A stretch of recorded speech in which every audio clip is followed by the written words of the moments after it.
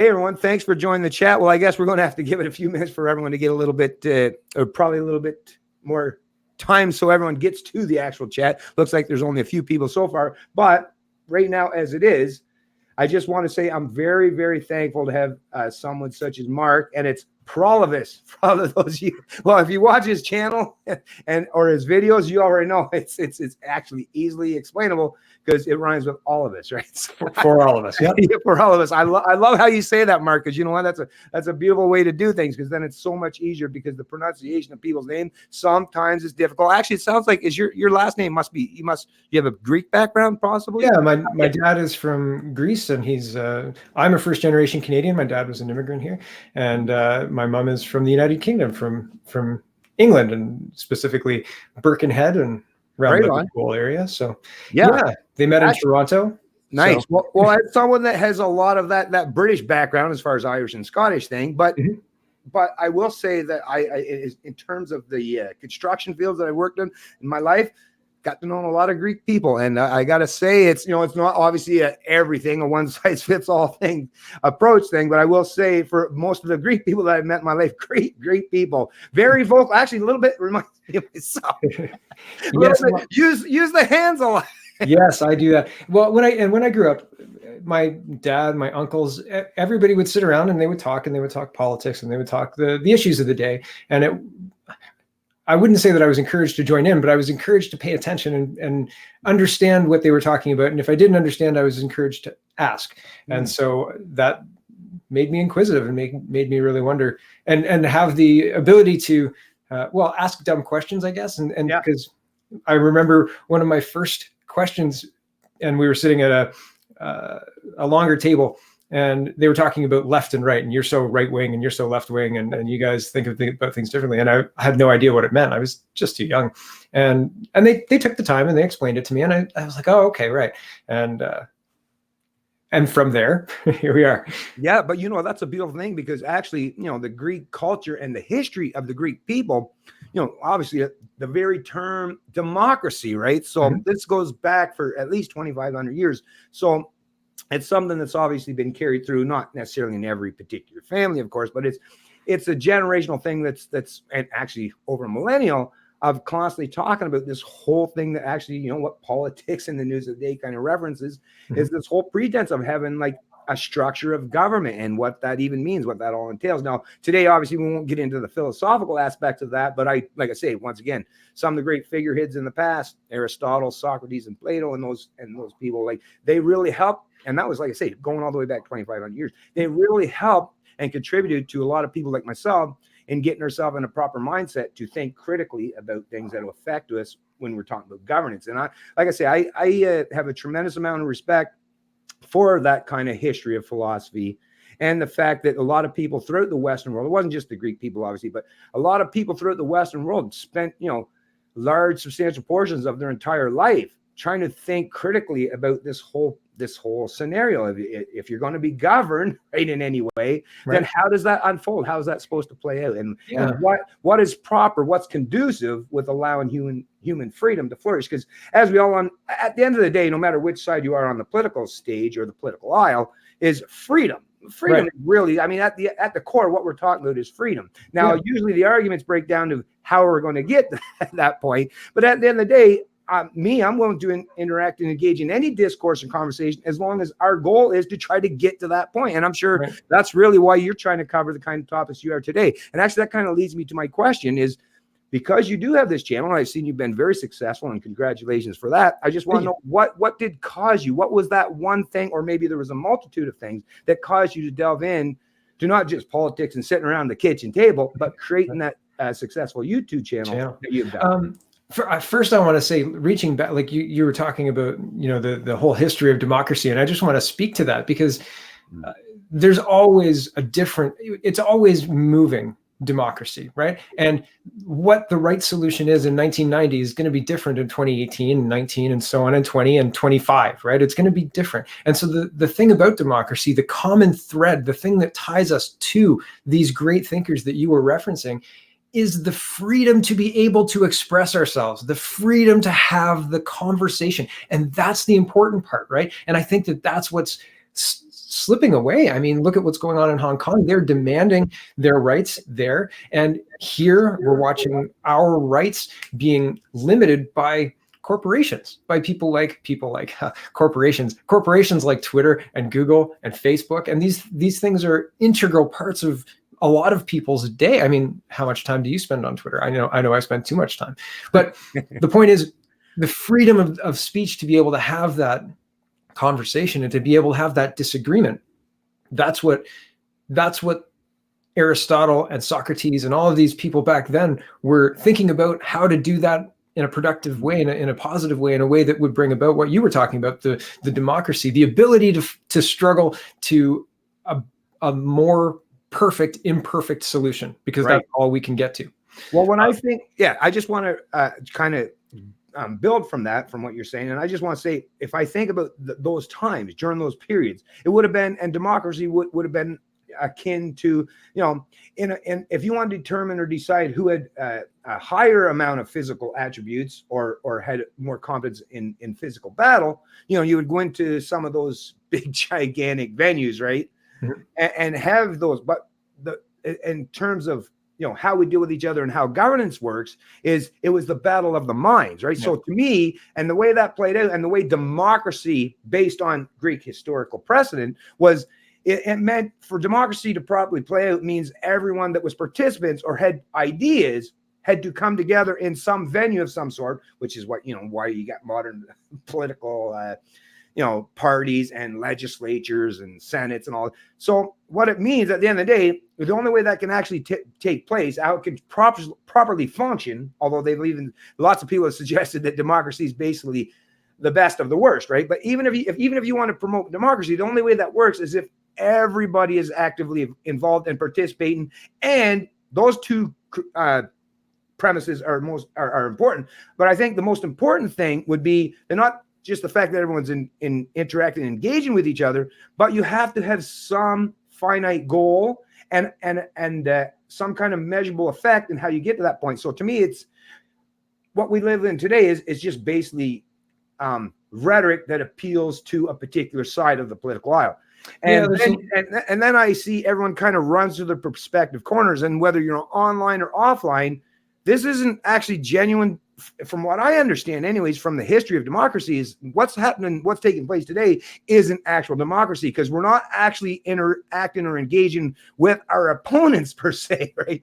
We've seemingly come to this weird, strange place where we're functioning in somewhat our own echo chambers. And to me, that is a bit of a weird place to be in. I'll even admit for myself, because actually, to tell you the truth, as much as I enjoy having conversation and dialogue with people such as yourself that I know already kind of has that same fundamental understanding of liberty as I do, I just keep questioning myself all the time. Where are all these people that identify on the, that far left part of the where's the interaction? Where's the engagement? I'm not seeing that taking place, Mark. Are you? Well, not as much, but I wanted to make not as much, but I want to get back to it for okay, go ahead. Just a second. When you don't vote, or when you don't engage with the system, it's not a failure of that person who's not engaging. I would say it's a failure of the system.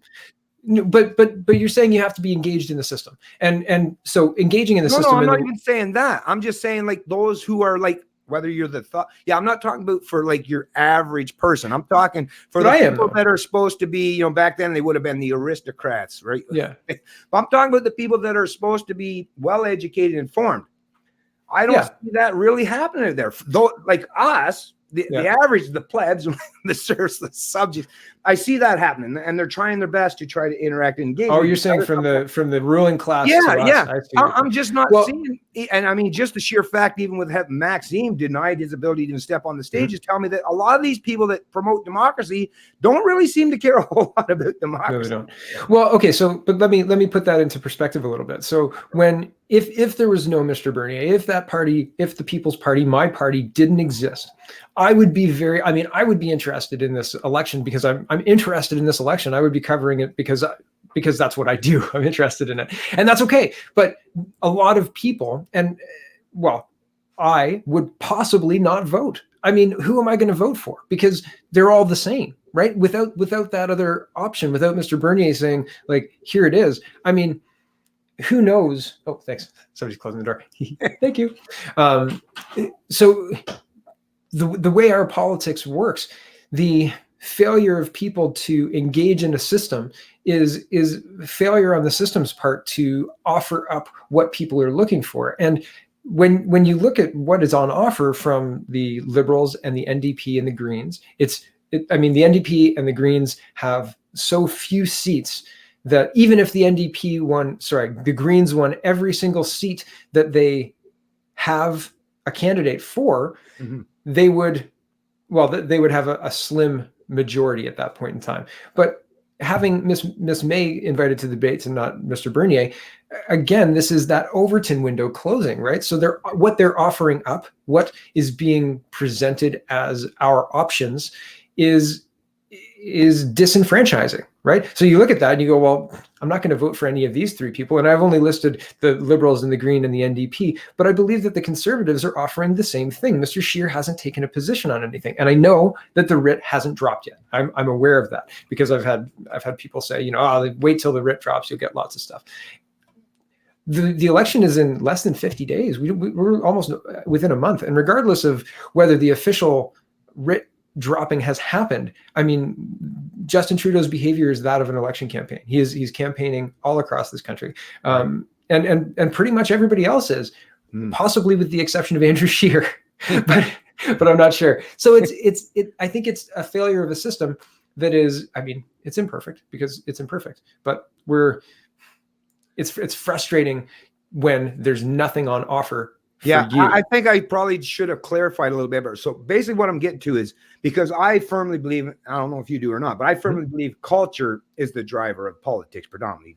Sure. Politics is downstream. So what I'm saying today is, now October is the day we all do that. We're going to check off somebody's name on a ballot, more or less. I'm saying up until that point, where is that democracy unfolding? How is that taking place where you have all people from all sides, like I say, whether it's in movies, television, debates, or any kind of part of our culture or venues, where people have, we've seen where you have right wingers that have gone around, talking to university students, and maybe some left wingers are doing the same thing. But I'm not seeing, like I say, the battle of ideas taking place. Because to me, to properly inform and educate people, if you're going to be a leader in any way, that's what you do. You allow that battle of idea to take place, and that's what will properly inform people. But what I see today taking place is predominantly people using political rhetoric as a means to trick the voter into giving them a better sales pitch. To me, so it's all about seeking power or winning at all costs, rather than,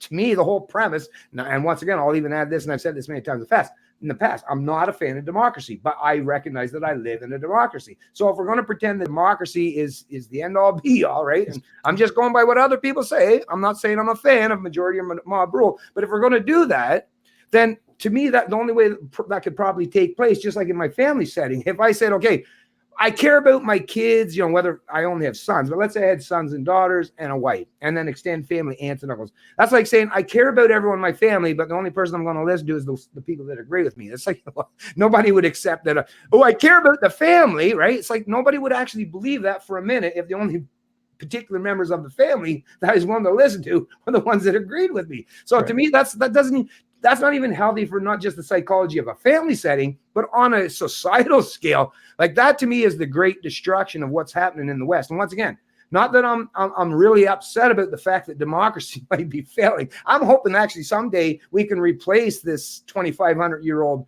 pretense of how people govern each other. Right? I'm hoping we can move beyond democracy at some point in time, but we all live under, and most people still are susceptible to believing in democracy. So I'm like, if this is the area, if this is the game, if this is the political structure that we're trying to function within, then I don't think we're actually functioning in that structure anymore. To me, like I say, everyone seems to have gone to their respective political corners, and they seem to get further and further away from each other. Where to me, and I've seen, and if you studied history at all, well, that only has one possible outcome. Well, people get further and further away. Right. So when Justin Trudeau, so Stephen Harper in 2015, sorry, my light keeps going down if I'm too far on the one side. Anyway, in 2015, Stephen Harper ran 78 days on a campaign, right? It was one of the longer campaigns in modern Canadian history because Stephen Harper thought that he could outspend the Liberals. And well, he was right. And then he faltered kind of halfway through and Justin Trudeau caught fire. And 38 days is a long time in a political campaign. I mean, there's tons of stuff that happens. Campaigns have all sorts of flashpoints, right? So 38 days is a long time. 78 days is too long. And that's part of the political game too.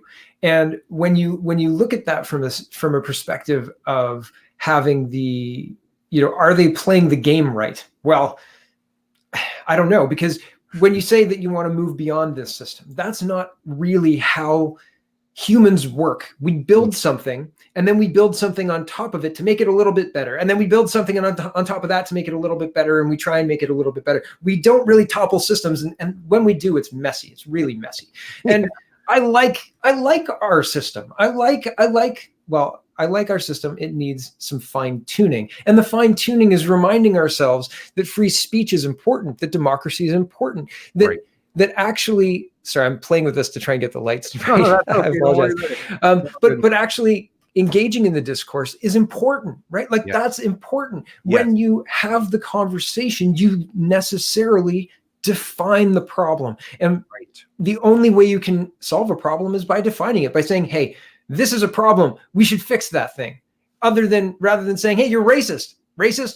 You're racist. So that's not discord, right? That's just calling names, and it's not productive. And so that when we talk about that, I say that's a problem with democracy. That's a problem with the current state of our democracy, because people are much more comfortable just saying, well, calling names, running into ad hominem attacks. I had ad hominid attack because of autocorrect and people were trying to but people responded to it and they knew what I was talking about. So I was like, oh, I'll just leave it. And people were like, oh, ad hominid. So anyway, but they respond trying to make fun of people. And that works a lot of the time to silence people, to pretend that they're dumb or whatever, and to make them question what they're saying. But realistically, we need to have these conversations devoid of ad hominem attacks, devoid of personal attacks, devoid of all of this stuff. Move beyond saying, can't you see that you're wrong, you racist, and actually engaging with the data, right? Yeah.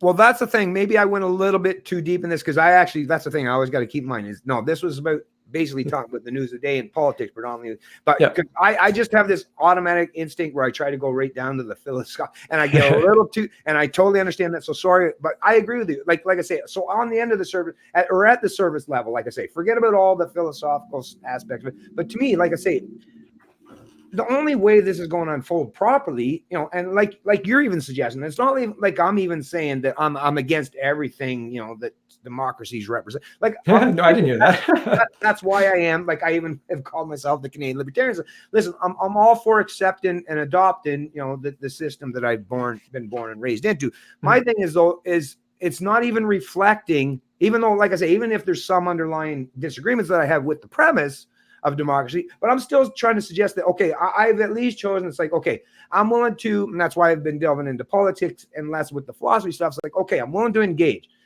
But what I'm seeing today is like, I'm willing to engage, and I've got it pinned. I've had it on my Facebook page pinned for probably a year and a half now, at least. I used to post all the time periodically, but now I just have it permanently pinned in the page. If you want to interact or engage with me, I don't care where you come from. Like, you can call yourself an Antifa, a fascist, a white supremacist, a CBC personality.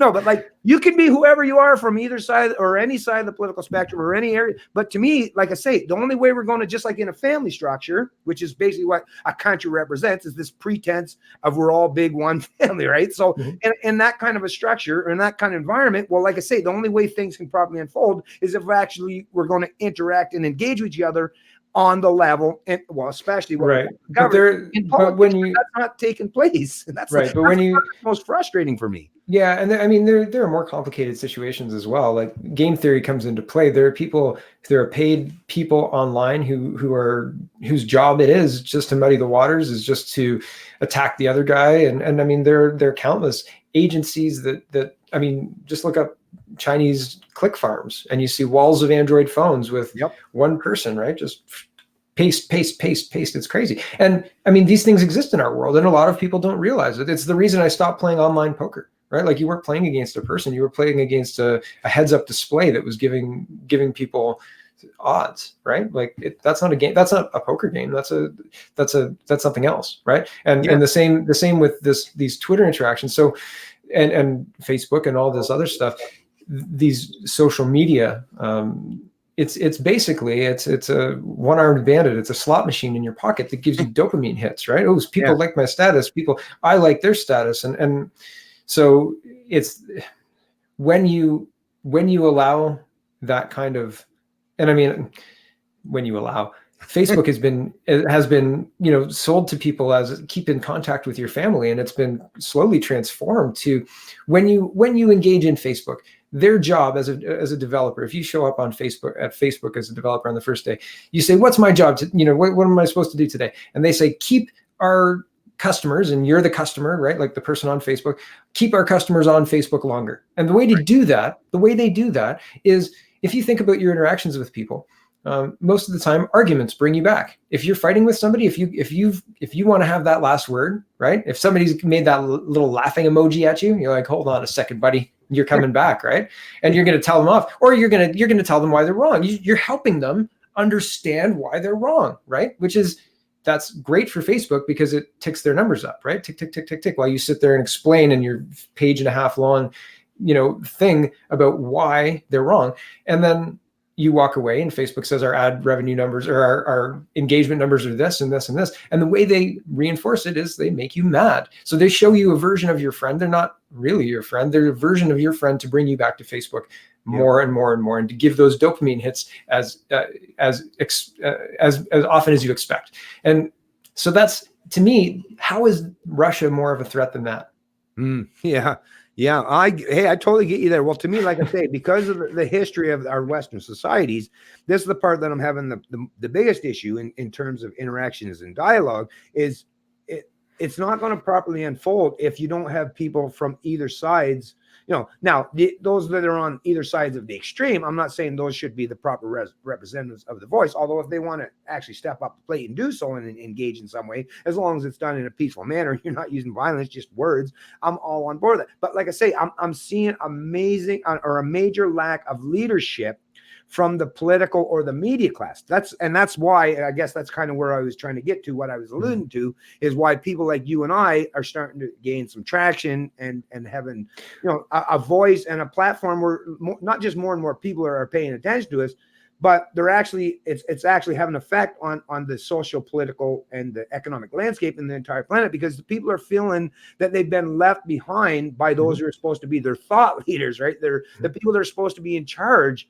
So whether you're talking about the education system, and David Haskell and Jordan Peterson and many others have basically touched on this, where you're not getting a proper critical thinking like type of education, where you're coming out there where you now know that no matter what people come at you with a particular, whether especially when you're talking about politics, is you understand that you have to question their motives, because politics is all about, representation. So you always should question and see what's coming from the other side. Today, what I see, like I say, whether it's the media, the education system, or the political class, or the pundit class, which once again represents the media predominantly, the establishment, they're not giving the Canadian people, it's not just here in Canada, but I'm going to deal with Canada because that's where we are, right? But they're not giving the Canadian people what they properly require and desire, which is to just be fed proper information so they can make at least a somewhat logically deduced decision based on some very important social economic issues that are facing everyone. Right. To me, I would trust.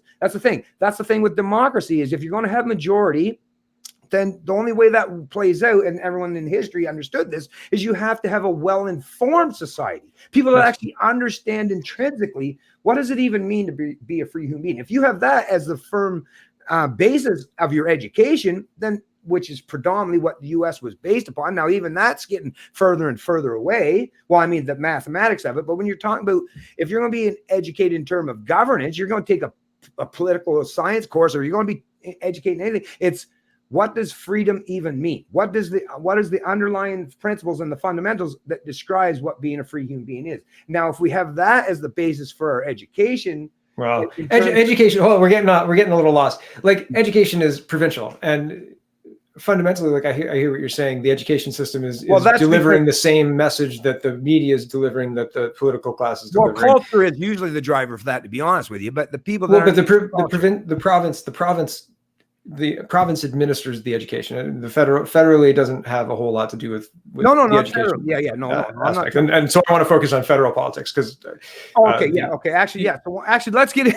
Tell you the truth. I think what I feel is once again I'm going into the philosophy. Let's get. I'm trying to keep us on track. Like so, when that political class delivers that message, and you're saying that the Canadian people aren't being well served by their media, I would agree with you, and I would agree that there needs to be some changes, and we've seen some really drastic changes in the past couple of years because of the infusion of money into the media that the Liberal government has just made, $600 million. That's a lot of money. That's $10 million a month.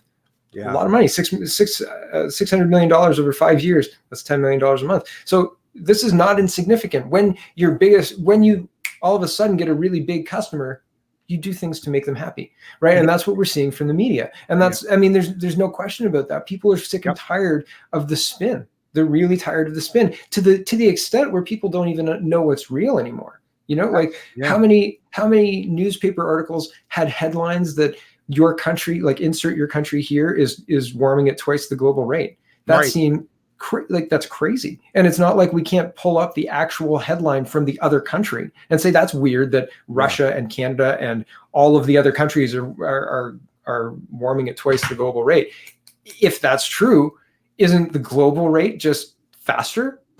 Yeah, actually, now that I'm glad you actually brought that up, tell you the truth, Mark, because that's actually, rather than, like I say, I can deal with the philosophical stuff at any time on my own leisure, but actually that part of the environment and this whole climate change stuff and the environmentalism, that's actually one of the areas of topics that I want to talk to you about, because with Maxime and the whole controversy, but that's actually something that I think is profound in terms of this whole, like when people say, and this Greta Thunberg with the Thunberg or no Thunberg, I guess. Thunberg, yeah. But once again, now how this is being represented by the media, of course, they're trying to suggest that Maxine was just trying to attack that girl, which of course that was not the case. And anyone, why would Maxine care about trying to attack that girl? Of course he would not. But what he was basically alluding to, and whether it could have been done with better wording, but this is the crazy thing that we live in today is nobody's willing to think about what Maxine was properly trying to come up from. They just want to use, especially because of the political division. Yeah. The people that are given the time of the day are the ones that are already probably aligned with them to a certain degree. The rest of them are going to basically go with that political line that's being represented by the established media, which is that he did that to attack the poor girl, which of course that was not the case. That was never Maxime's intention. And I'm sure you would agree with that as well. Yeah, and I did a bit on my show about it this morning. And I mean, I've been covering this Greta thing, and it turns out she's got one of those Antifa shirts. She's got a picture with her wearing the Antifa shirt. Yeah, I was like, oh, wow, there we go, there, full circle. But yeah, now I worked children's mental health. I worked children's mental health for a while, and I saw pictures of Greta Thunberg in interviews, and the flashes go off and her eyes go kind of crazy, and she's really affected by it. Yeah. And if I had somebody that I was working, and she's 16 years old, that's right in the area of kids that I would have worked with. So if I had somebody who was responding like that, I would pull them out and say, this isn't good for you. Like, this isn't good for you. This is obviously distressing. All the material that you're reading is distressing. And having that, I mean, being 16 years old is difficult enough. Having obsessive compulsive disorder, difficult all by itself. Having depression and being autistic, I'm sorry, that does not describe a mentally stable person. And this person is 16 years old. And that is not an attack against her. That is a fact. Yeah. And when you're 16 years old, you don't have the life experience to lecture the United Nations on climate change. I'm sorry. It doesn't matter how much you really feel it. You don't have the experience. I went through, I could go back through my Facebook on one of my shows to show how lefty I was, and not to, it would be a bit embarrassing, but not to embarrass myself, but to show that I thought this climate change thing was very real and very like a clear and present danger. And I drove people crazy with my concerns on Facebook. And after really doing some research, really talking to as many people as I could, I dug into it as much as I possibly could. And the more I learned, the more I was like, this data is really important. This data right here, the Tim Ball, Dr. Mann stuff that just came out, and he wouldn't release his data. So the more I learn, the more it's suspect. And the more that I think it doesn't matter how many tax dollars you throw at carbon tax, it's not going to reduce emissions, because emissions is more about population than it is about efficiency. And if simultaneously your plan is to continue to import 500,000 people, or nearly 1 million people if you include the temporary foreign workers and the students, 700,000 if we're talking liberal numbers. If you want to do that and also simultaneously talk about the environment, well, we have a bigger conversation to have, because you're working against your own goals. It doesn't make any sense. If the biggest point is to reduce CO2, we should stop all immigration, period, especially immigration from low carbon countries. And where are we importing people from? Low carbon countries. So we're importing people for them to have families and progeny. And so where if they stayed where they were, their families would have very low, like I think it's 3 cubic feet per year or something like that, CO2, because they don't have to use home heating, they don't have to drive cars, all of their stuff is within walking distance, blah, blah, blah. All of these things that are true of a lot of the places that we're bringing people in from. And you immediately quadruple, more than that. It's like 28. It's 28 cubic feet per year for somebody who lives in Canada, right? So you take somebody who lives in 3 and you bring them here, and boom, 28. But not just that, they have kids, and a lot of children, and great, wonderful for them. But each one of those people also increases exponentially their carbon, and then they have children too. You see, it doesn't make any sense. It's like saying, see all those dominoes? We don't want those dominoes to fall down, but here, push this domino here. And you say, isn't that domino connected to all those other dominoes? And they say, don't talk about that. That's racist. Yeah, no, I know. Well, that's the part why think, that's a part why the Canadian people are so goddamn frustrated. Things are unfolding is because they're not getting any semblance of proper information that, like I say, connects all those dots. And at the end of the day, all I care about is, like I say, I don't care if I only contribute to connecting one dot and someone else wants to do. Let's just try to connect the dots that are at least consistent as far as, like proper ethics, or even if you're talking about legality or consistency or clarity of your mind. Because to me, even this Greta and the first thing for me, I'll just say my first initial reaction as someone with two sons, and my oldest son actually is now, he's less and less today because he's trying to focus more in his own life. And when he chose to focus more in his own life, I was like, yeah, do your thing, man. And he's a 27-year-old man, right? And I'm like, but if I even had a daughter that was 16, as much as like, I'm sure they might want to get involved or engaged because they might have heard mom and dad talk about these things. But to me, I would be a responsible parent and say that if I did have a child that, had, like you were saying, some of those issues like depression and I can't imagine a worse thing that you can do to them. Now, I'm not saying it's a bad thing, because actually, I wouldn't want to shy or cower my child away from having to deal with anything, because that's actually a bad strategy as well. Because if you overly protect them, if you're a helicopter parent, then you're actually, causing. If we're talking about somebody who's got Asperger's and depression, et cetera, you could be a bit of a helicopter parent at that point. A little bit, right? But still, even then, even if I did have a kid, well, she seems to be very functional. So in that, if I had a daughter such as that girl, I wouldn't want to shy her away from being, willing to step out into particular rounds, because be adventurous in some way. But to me, is the thing that I took away from it is the only thing she's saying, and God love the girl for the fact that she's standing for a little thing, but she isn't saying anything that someone else hasn't already said before, right? This is the thing this is a little bit of the uncomfortable stuff that people don't want to recognize. But Greta's not saying anything that no one else has said. Lots of adults have said the exact same thing that Greta's saying, right? That Cortez one down in the U.S., right? She's like 12 years, man. We're done. We're all done for, right? So it's not that you need it. My immediate thing that I thought of, which I'm sure most people did, if you're reasonable, is why would you as parents use this girl? You can get your message out there to the populace, whether you're in your own domestic country or on that global stage. You can get your message out there just as easily and just as readily in the information age that we live in today, without using a 16-year-old girl to do that for you. To me, that's a failure of the adults to say that I somehow can't manage to do this stuff and convince other adults to think in this manner. So I'm going to bring a teenager to be my spokesperson for me. That's not just a failure of your own intellect, but that's basically, yeah, you're putting a little girl as your shield out in front of you, and then you're trying to attack people. It's like you want to charge against me with her as your shield. And then if I dare try to defend myself, knowing that it's not the girl that I necessarily want to defend myself, but I know what's behind her. It's like, well, I got to defend myself. It's like, I never asked anyone to bring this girl. To me, it's like, to the lefties, take that girl out of the equation. Stop using her as your shield. And then we don't have to have this weird exchange of people that have to give any position on her. To me, that's the part that I think is most disturbing, is the fact that we even have to talk about this girl, because at the end of the day, this girl is not changing. She's not right. Well, I'm just going to break in. I just want to break in. Her whole the panic thing. You know, I want you to panic. I want you to feel the fear I fear. That whole quote thing that was done. That's not helpful. Like on an airplane, and I made this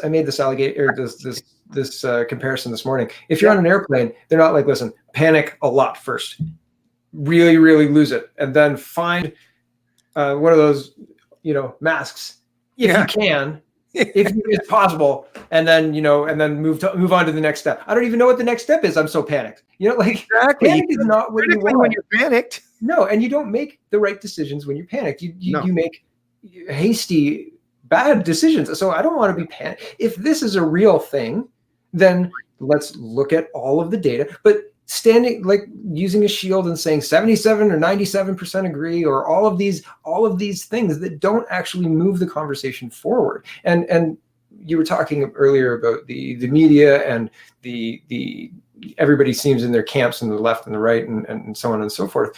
And yeah, I mean, this climate change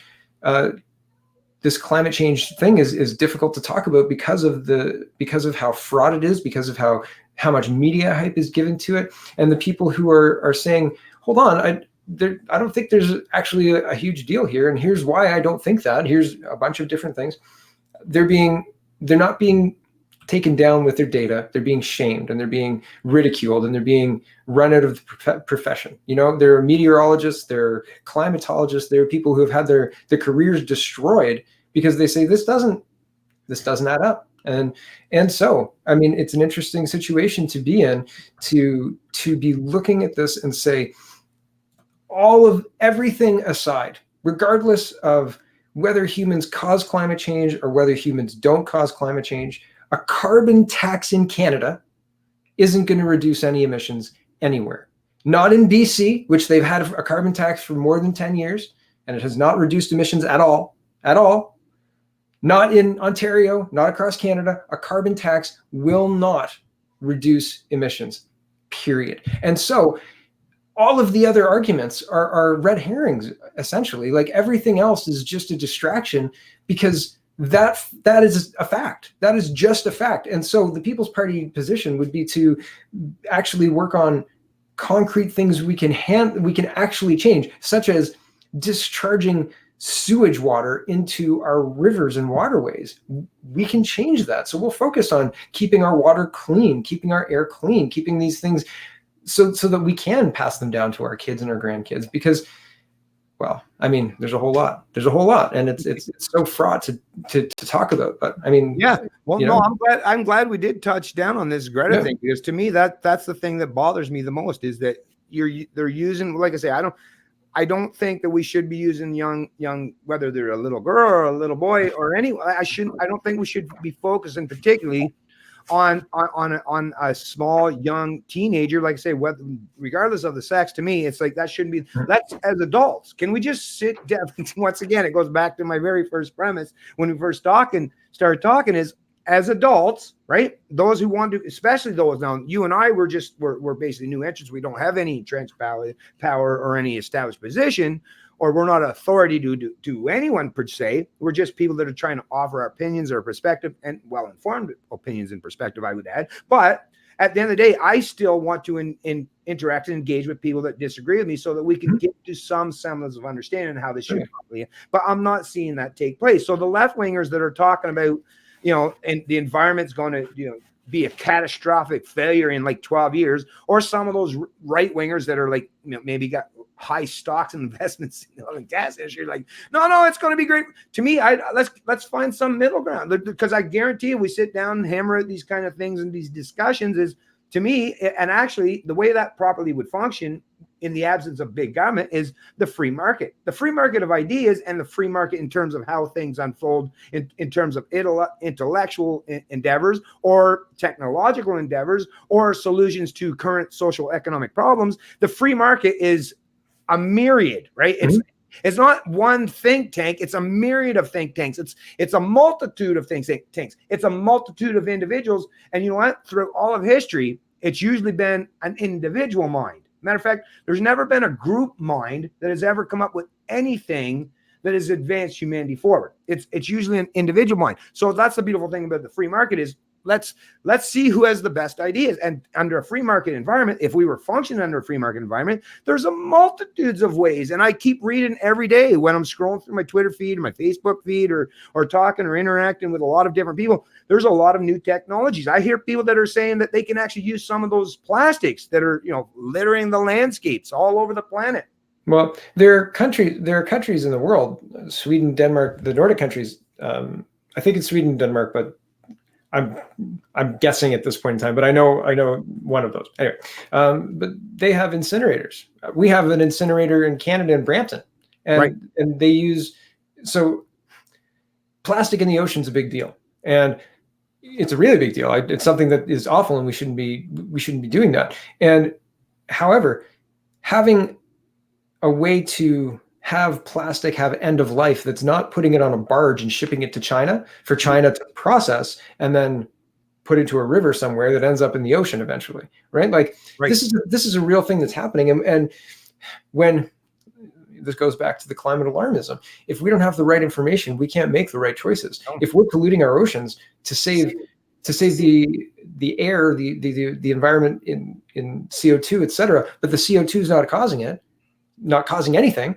Right. If that's the case, and I'm not saying that that's the case, but I'm saying that if that's the case and we're polluting our oceans with plastic, well, that seems insane. That seems really crazy. All for other people to be right. You know what I mean? Like all for it to be taken down to personal attacks and just insanity on Twitter and really not getting anywhere. Right. Like, and the place that they want us to go. Well, Greta said it, right? Like we want you to change your whole way of life in order to fit in with this sustainability idea. And it's like, well, hold on. We didn't have, that's not what you were elected for, Justin Trudeau. That's not what the UN, the cooperation with the UN was supposed to be. It wasn't supposed to push this world governance the way it is currently. And yet here we are. Right. Yep. And so we either stand up and talk about it. And if you stand up and talk about it, you're going to get called names. Oh no. But you stand up and talk about it, or you accept it. Right. And that's what I mean. That's what I meant at the beginning of the show when I said democracy is not a foregone conclusion. You have to fight for it. And by fighting for it, I mean, you have to say, this is important. Being able to speak is important. Being able to say, these are my ideas, and they might be wrong. And I might be not nice to hear these ideas. But we have to talk about these ideas. We have to say these ideas. Yep. And if it's wrong, let's explore why it's wrong, and let's find a better solution, because we need a solution. We need a solution to the homelessness. We need a solution to the skyrocketing cost of living. We need a solution to the skyrocketing house prices. And the solution is not more people. It's just not more people. It's not more immigration. That's not the solution. So what is the solution? Because if the solution is stopping immigration and looking at how much money we have, how many services, how many people we can deliver services to. And then we say, okay, and how many people do we have? How many homeless people do we have in each city? How many people do we have that are not integrating well? How can we fix those problems before we compound them with more people? How do we do that? Because if we can't even start the conversation by saying, is this a problem? Because it seems like it's a problem. There's a lot of news about it. There's a lot of violence. There's a lot of drugs. There's a lot of homelessness, and there's a lot of money leaving Canada. Are those problems? Those are problems to me. So we should have a conversation, and the conversation should include answers to solve those problems. But what we're being told is that's racist. Yeah. And that's insane. It's not racist. It's not racist to demand answers to those questions. Well, what I've said for a while, mostly internally, I haven't said it so much in my videos, although I have done it when I'm interacting and having conversations, or even on some of my streams, but I don't do it when I'm doing a particular focused video on a particular topic subject. But I think the litmus test for me to know that we're finally getting out of this really, really divisive political rhetoric, where we're, like I say, getting into some really, I'm not saying necessarily now because I'm not alarmist, but it can lead to some really bad potential civil conflicts if you don't remedy these kind of minor conflicts at the time, right now in the political stage, but they can turn out to be really, really bad. But to me, it's why am I not seeing, like I say, it keeps coming back to, why am I not seeing people who are willing to me, the litmus test will be, I can explain it. No, I know. But I can explain. Let me just finish one second. I even say to my family or people that pay attention to stuff, like, you'll know things are getting better if you see someone, maybe not me, because I get them a little bit out of the mainstream. But if you get even someone like your Marks or your, other people out there, if you see CBC, CTV or someone, sitting down, and when they have those expert panels that they have, if you see someone like Mark on the stage, then you know that we're at least getting somewhere close, where we're actually starting to actually engage ourselves in some genuine dialogue, where we might find a solution, or maybe we won't find a solution, but we'll at least, the closest thing to a solution will be, let's just not point guns at each other while we try to figure out the solution. Then I'll think we're in a better place. But I'm like I say, I can't help but keep pointing out that I'm not seeing that. Every time I see these expert panels, they're all basically function under a particular portion of that Overton window, and they're not allowed to step outside of it. And that tells me that that's scripted. That's not, you're not actually having, and the sad part of it, obviously, is that the Canadian people don't realize that you're not getting proper discourse. You're getting people functioning from a particular Overton window, right? Yeah. But go ahead, Mark. Sorry, buddy. The reason for that is, if you're the coach and it's the Super Bowl, because controlling a country is a big deal. Like, when you can make the laws of the country, that's a big deal, right? And you could do things like, have your LNG gas pipe built in China with Chinese steel, right? You could totally do that, and it's totally fine, right? You can do that. That's powerful. That's a lot of money. It is. It's a lot of jobs. It's a lot of money. That'll raise somebody's middle class. For sure. China's, but right? So it's powerful. So when you're the coach in the Super Bowl, when what's riding on your choices matters a lot, and there's 2 minutes left, and you're up by 3 or 7, let's say one touchdown, because there's a lot to a touchdown, right? Right. Do you run out the clock? Do you run out the clock? You run out the clock, right? Like, you're an idiot if you don't run out the clock, because as we saw 2 Super Bowls ago, when the guy didn't run out the clock and he threw it, and then the turnover, and it was all crazy, and everybody was like, you don't do that. Everybody knows you don't do that. And I mean, I've had NFL blitz games where you go for it and you pay for it. But this is smart pool, right? This is smart football. This is somebody who understands that Canadians like things status quo. Canadians don't want to rock the boat. But I saw the footage of Trudeau in Owen Sound. Owen Sound. Listen, if Trudeau is going to get back in, it's places like Owen Sound that are going to elect liberal MPs to keep him in power. And Owen Sound had a couple, let's say dozen. I didn't see the video. It's not thousands of people. It was more sparse than that. Dozens. Let's say dozens. Let's say more than a dozen. Probably less than 2 dozen. But there were enough people there that I thought, Canadians are that mad. That's mad. Like, that's mad. And Canadians saying, get out of town, you snake, get out of here. Canadian flags upside down. That's a big deal. Canadians don't do that. We don't do that. We're very, very, we want things to stay the same. Trudeau's in power. Great. Just leave it be. It's fine. But I think Canadians are getting very angry, and for a lot of the reasons that we've been talking about, because what's being told to us is not fundamentally, I mean, some things there's based in truth, but there's so much spin that people have a hard time figuring out what's real and what's not real. Where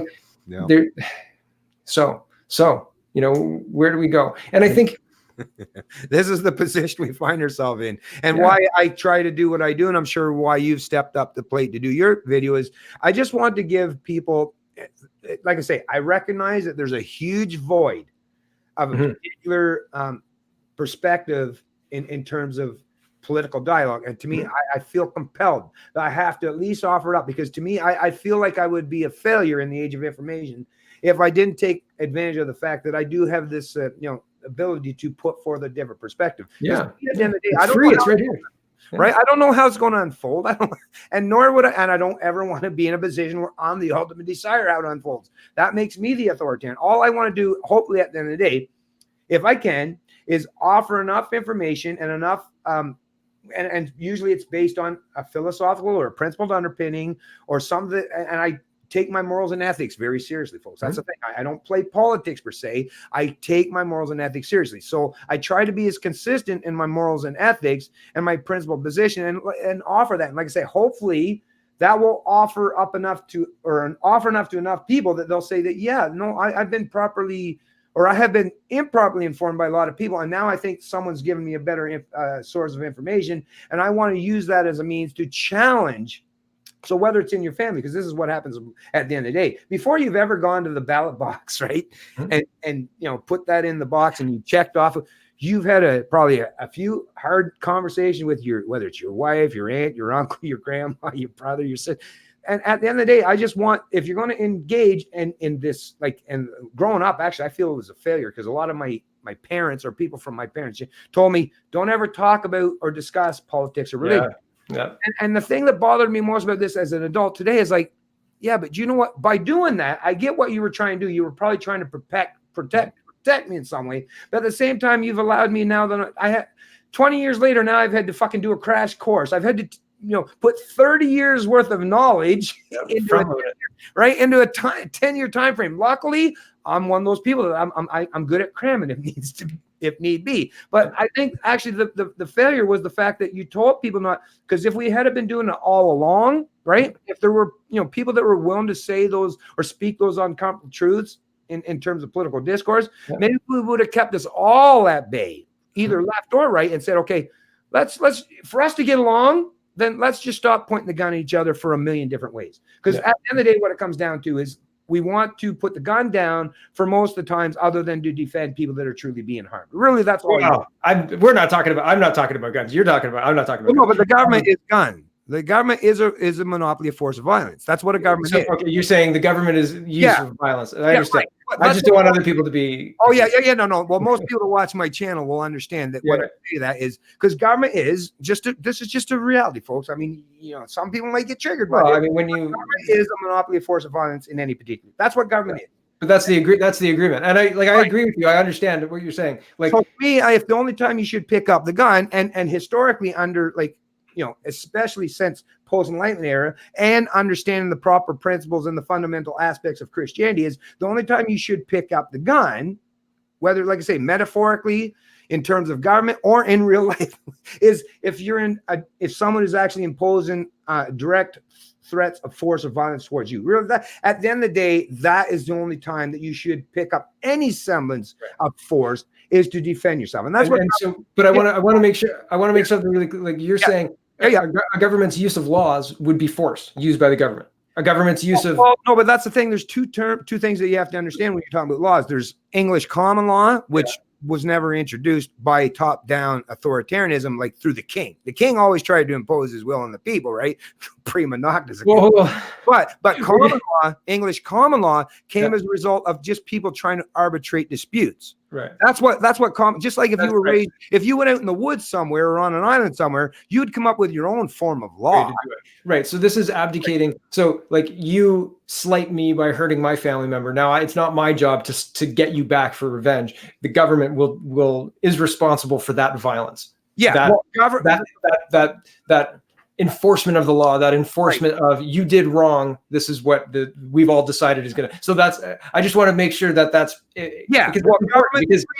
pretense of especially under the classical liberal prospect, or even if you go all the way back to England, all the way back to Magna Carta, was the fact that yes, the only thing that government should be is if you have a dispute between whether it's individuals or groups of individuals, is government is, because it is that it's just basically the referee, but the referee isn't just a guy with a black and white stripe. It's the referee that has a gun. It's like it gets to have if you tell somebody no, you have to be able to back it up, right? Like if you say no, you have to be able to say I said no, right? Otherwise, it's just otherwise it's paper tiger, right? Otherwise, it's pretending we had a border for the last 3 years. Yeah, right. Yeah, it's a so- paper tiger. So Yeah. and you know what, classical liberals or even some genuinely staunch conservatives back in the day, post-Enlightenment era, and having that philosophical underpinnings of Christianity, understood that, okay, we're going to create this thing, and the U.S. founding fathers were the best for that, although they were still like not perfect, once again, but they understood that, okay, if we're going to use the gun in the room, we're going to write it, we're going to write it out in paper or with pen and parchment, not paper back then, but we're going to write out so it's clear and concise. The only time we pick up the gun, right, is to arbitrate actual disputes. And there was a very foundational groundwork that was laid out based on, like I say, those 800, or actually at that time would have been 600 prior years of understanding what, how you arbitrate disputes. So that's what the Constitution of the United States was, is to limit government to be so small in scope that it can be a final arbiter in genuine disputes in terms of contracts between individuals, or to protect you from like a foreign. That was the other aspect, to protect yourself from a foreign aggressor. But other than that, no, it was up to every individual. Within that, whether you're talking about Canada, the U.S., it was up to every one of us to hold ourselves to a particular standard and figure out ways to get by without, once again, picking up the gun as our ultimate means to an end. And that worked out great for 150 years in the West. By keeping that gun mostly at bay and not pointed at each other, it created the most amazing. Well, I mean, look at where we are. I mean, the things, and we're still resting, residing on some of those beautiful effects of all of that hard work that was put into. The problem is today, and this is what happened even in the past, although they never got to the point of modern iterations such as the U.S. Constitution. But even if you go back to Greek or Roman times, we all understood that you have to, the only way these things play out, and even like I say, when you're talking about the U.S. founding fathers, the only way this is going to work out is if you have a population that's raised and educated to understand how important defending those liberties are, and to restrict the size and scope of government to the point where we'll be able to interact and engage with each other properly without using a gun. And that is, like I say, that is work for Western society to the point that brought us to what we are today. Now we're all resting, not you or I. I'm not saying you, Mark. I'm not saying I am, but a lot of people are resting on the laurels and all that hard work that was put in the past. I'm saying we got to get back to the basics in terms of every generation. We have to do our best to educate and inform each generation successively if we want to have anything remotely resembling the Western experience or the Western experiment, which is we don't pick up the gun unless it's absolutely needed and necessary to figure our disputes. And that's we're no longer that today. Now it's like, hey, I want free dental work. I'm going to use the gun, man. For sure. Like, when you get to this point in your democracy, then it's almost like you can start the watch now. Like the time is on, folks. And I don't want to see I'm not, like I said, I'm not a fan of democracy, but I don't want to see us fail and go through some kind of ridiculous revolution. Like I say, we live in the age of information. Let's use our minds. I agree with that. We don't have to pick up the guns. We don't have to have the cannons. We don't have the bows and arrows. Let's use our minds, folks. And that's all I'm trying to do, Mark. Yeah, I agree with you. So at the beginning of the show, you asked me why I did my show, why I started my show. Right on, buddy. And I just I'll answer that question, and then I have to go because I got to do bedtime. For sure, buddy. No problem. So I started my show. I'll back it up just a little bit. I loved Jon Stewart and Stephen Colbert back when they were like awesome and funny. Like back when their satire was just super sharp, and they were delivering information in a way that I'd never seen before. But even before that, do you remember headlines with Jay Leno? He would just put up headlines on a little like wooden blog. I used to love it. I love that. I always thought it was fantastic. I was like, this is crazy. This is real. Like, that's crazy. So fast forward to 2018, and I was sitting in a restaurant with a friend of mine, basically losing my mind about Andrea Horvath and sanctuary provinces. And on the way home, I thought maybe somebody would like appreciate hearing my perspective on this, because people have to understand this. And so my goal when I started the show was to deliver information in a way that was interesting enough to hold your interest for at least a period of time, because like I would always watch those segments on Stewart and Colbert, the first 15 minutes or the first 10 minutes, where they would talk about a couple of news stories that they thought were just completely crazy. And that was my favorite part of the show. The skits and all that other crap, I was like, whatever. The word was always good, but like all that other stuff, I was like, I don't really care. But that political, unpacking every night, and both from Stewart and Colbert. I was like, this is great. And so fast forward to 2018, and that's not exactly what I'm going for. I'm going for a little bit more information, less funny, because I don't think of myself nearly on the caliber of Stewart and Colbert. And I mean, I'm talking about back in the day. I'm much better than the current Colbert. Colbert is just awful. Can't watch him. But really, that's what I was going for. And there are a lot of people who are connecting on that level, right? Who appreciate it. I upload to, if you are interested in watching my show, I'm Canada Poli, and I upload to iTunes and Google Audio podcasts. And on December 31st, I did December 31st, 2018 going to 2019, I did 2 shows on Mark Norman, and it was like a 45-minute like double show on New Year's Eve. I don't know. And I uploaded the shows, and then the next day I just stopped doing my iTunes upload. I stopped doing the podcast upload.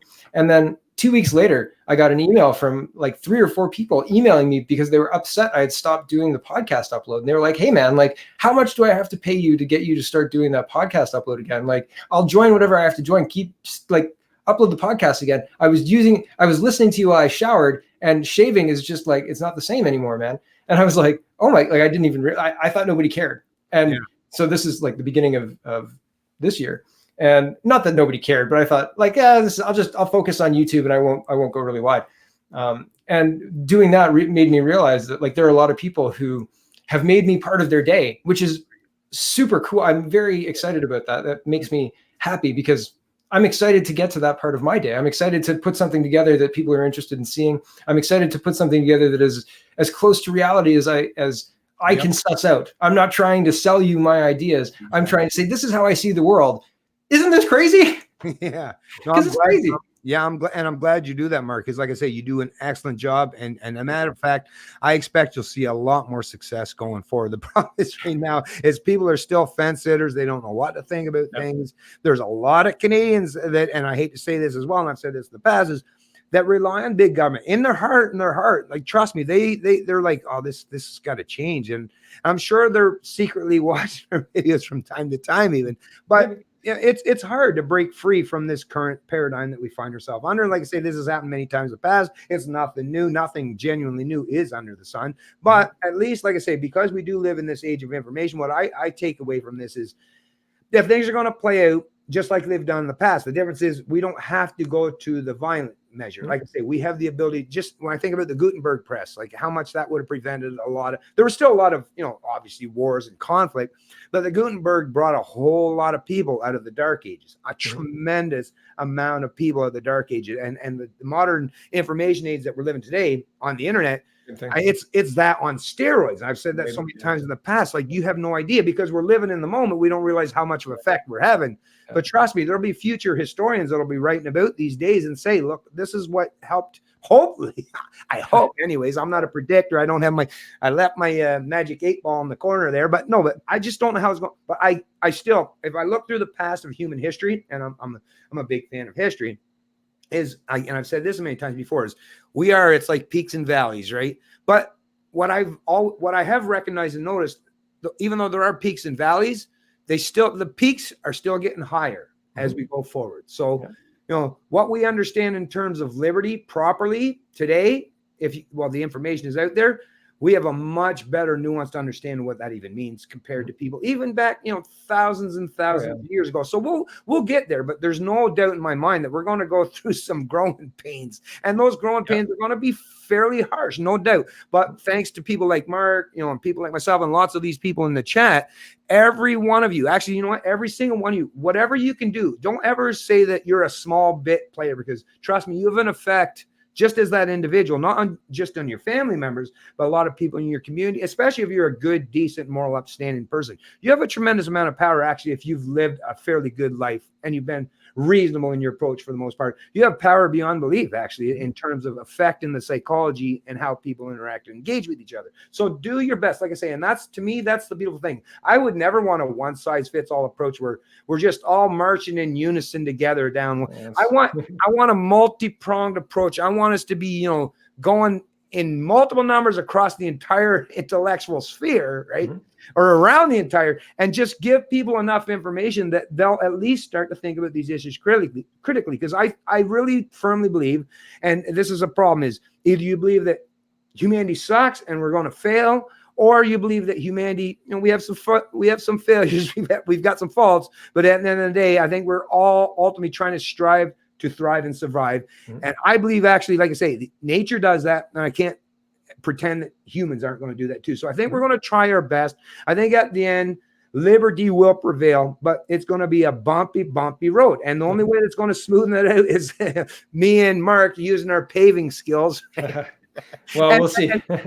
and try to, at least, like I say, try to educate, inform people enough that they're thinking about these issues more critically, so we're not in that bumpy territory for too long. For sure.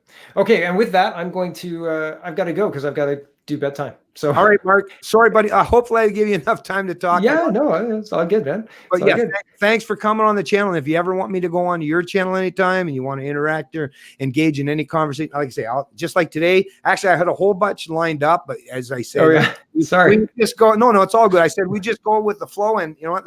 I think we had a great conversation. It was very engaging and interactive. So thank you for coming on the show. If you ever want me to come on yours, I'll be willing to help you in any way, and we'll talk to you another time, buddy. Wonderful. Well, thanks for having me. Before you go, actually, yes. Say it. Okay, bye everyone for Mark. But before you go, Mark, actually just send me, if you want, a good profile pic to use for the thumbnail. Right, yeah. If you could do that, that'd be great, buddy. And, sure. And the links to anything else. I'll obviously, I already know your YouTube channel, but if there's any other links, just send them to that Twitter message, and I'll share them as soon as I'm done the stream. Okay, yeah. Sounds good. Okay, bye everyone. Take it easy. All right, everyone. So now that I'm done with the stream with Mark, and that was, like I say, I really enjoyed, actually. Mark's a smart guy. Unfortunately, we didn't get into the whole politics thing. Well, we were going to deal with a whole lot of more topics. So I'll just let you know. So we were going to do the Greta, the candidate nomination, compared to everyone else. I mean, the Conservatives are the only one that's doing better. The Trudeau won't participate in most debates. Coward, chicken shit, right? The craziness of... polls, right? Polls. Everyone, don't let polls be your determining or your deciding factor how to think, because, man, they can be manipulated quite easily and readily. But then you also have the NDP provincial candidates jumping ship to join the Green Party. I mean, there's a lot to discuss. And actually, Mark had to step away from the conversation. But hey, if there's anyone else actually wants to jump in the conversation, I'll look in the stream. There's lots to talk about still today. So, and that in addition to that, you got Trudeau blaming populism and nationalism for cynicism towards politicians. Like, holy shit. Not like putting the chicken before the egg. Well, actually, you shouldn't use that example, I guess, because you don't know where that all plays out. But there's so much, like I say, so much to talk about on that political landscape. But I'm very glad and very thankful that, like I say, Mark had stepped up and asked for us to have this conversation, because, like I say, I'm really appreciative to see that there are a lot of YouTubers out there that are doing the job that this mainstream media or your thought leaders aren't doing. And I'm appreciative to know that you folks are all out there. But if anyone wants to join into my stream now, it's just call this a free-for-all, because now I'm going to get in the chat, see what everyone's saying, because I love to interact and engage, because I know sometimes I leave you guys a little bit on the sideline because I get all freaking serious when I'm talking to someone. But I love all of you folks, man. Thanks for always joining the chat. And it's not like I purposely ignore you. I just tend to get hyper-focused. Okay, so those who hold the power won't give it up without a fight in most cases. Of course they won't. Hence why Jefferson wrote about the tree. Yeah, sometimes it's got to be refreshed from time to time, right? I hear you, man. I hear you. The West is the best. Well, we were right on, Steve's like, the West is the best. Well, we were. Actually, that's a good sentiment, Steve. That's a perfect sentiment. It's a little bit inspirational and sad at the same time, but yeah, that's a reflection of the modern world that we live in today. Is the West is the best, but not so much right now, right? But we're trying to fix that. We're trying to remedy that, folks. We're trying to get ourselves back on course. And actually, not just back on course, but paving a much smoother roadway for the West. So everyone in the future would be able to travel on that road less encumbered, with less obstacles and a whole lot less bumps beating them up along the way. So let me see. I'm going to scroll down here at the bottom of the chat and see if anybody's saying they want to join into the chat. Julie, any one of you, anyone, like I say, you're all welcome. Mark, yeah, Mark's channel is really awesome. I agree with you, Julie. Really awesome channel. I watch his stuff all the time. He does a great job. I have the best Canadian YouTube channel. Don't. Hey, you do have a great channel, AJ. I will agree with that. Good channel, buddy. I watch every show Mark does. Awesome film, Cochran. Is that your back you're slapping or something else? AJ, you are still my favorite anti-socialist. Nice. Julie, I'm telling you, Julie likes you a lot there, AJ. Just kidding, folks. Just messing. Now, Julie's husband maybe watches, so I don't even want to mess around with that stuff. Just joking. Just totally joking. Trudeau is virtue signaling to Quebec by suggesting he will potentially do twice many French language. Trudeau said, I don't even want to get in the. Well, he's going to go into a couple that's been set up by the establishment, whatever, right? So did the Magna Carta. Great to see fellow Canadian like-minded people connecting like this. Right on, guys. Awesome, Vincent G. Thanks for joining the chat. Yep. Not your back. Captain Trucock. Captain Trucock. Nice. Okay. I actually have the laziest channel on YouTube. Hey, JPB, it's evolution. What we're seeing in politics here now. So it's just Canada evolving progress. That's the way. Look at it. Right on. My family members tune me out. Oh, really, Julie? I have a couple. Well, there's a couple that I haven't had much dialogue with, but I'm pretty sure they still watch my channel. I'm fairly certain of that. But either way, you know, it is what it is, right? But I hear you. I hear you. Yeah, you have it. That's the thing. When you get into this political bullshit, that's the problem with politics. Yeah, it creates a whole lot of division that shouldn't exist. Think about it. In your family, if government was greatly reduced to the structure of what it was originally intended under, like, whether you're talking like, well, like I say, post-enlightenment, the whole, based on the U.S. Constitution predominantly, right? If we had government that was restricted and confined and contained to being that small, the rest of us, we just figure out how we're going to have to interact, engage without using the gun. And it would be more conducive with creating a more healthy society. Well, it had done so right up until the rise or the rampant growth of the state. Prior to that, yes, like I say, that was when the most growth actually happened. That's when the most freedom actually flourished, was when government was restricted and contained, when people weren't using the gun against each other, right? So freedom is always going to be beneficial, folks. That really, at the end of the day, like I say, let's holster that motherfucker. Let's holster it for a while, man, until there is a genuine threat. Then I'm saying, yeah, be quick draw. You can put it in the holster. That's the thing. I'm saying as a libertarian, it's like, yeah, I keep it in the holster, but hey, because I'm one of those kind of guys that likes to keep in the holster, I realize that, yeah, but a lot of people don't. They walk around with a gun in their hand. Shit's like, well, I don't want to be fucked over by the guy that's walking around with a gun in his hand when I got mine in the holster. But what I've done is I've taught myself to be like, I'm fucking quick draw, man. I'll fucking pull out of the holster and still fucking put one in your ass. Put a cap in your ass before you've even thought twice. Right? So anyways, just kind of, but you know, you get what I'm saying. You get what I'm saying. Walk softly, carry a big stick. Actually, it's the best way to deal with people. It always has been. Yeah, I mean, you can almost smell the cowards from a mile away, right? Well, as a hunter, I'm born and raised, it's my last name, got a lot of history of hunters, right? It's like you can smell weakness.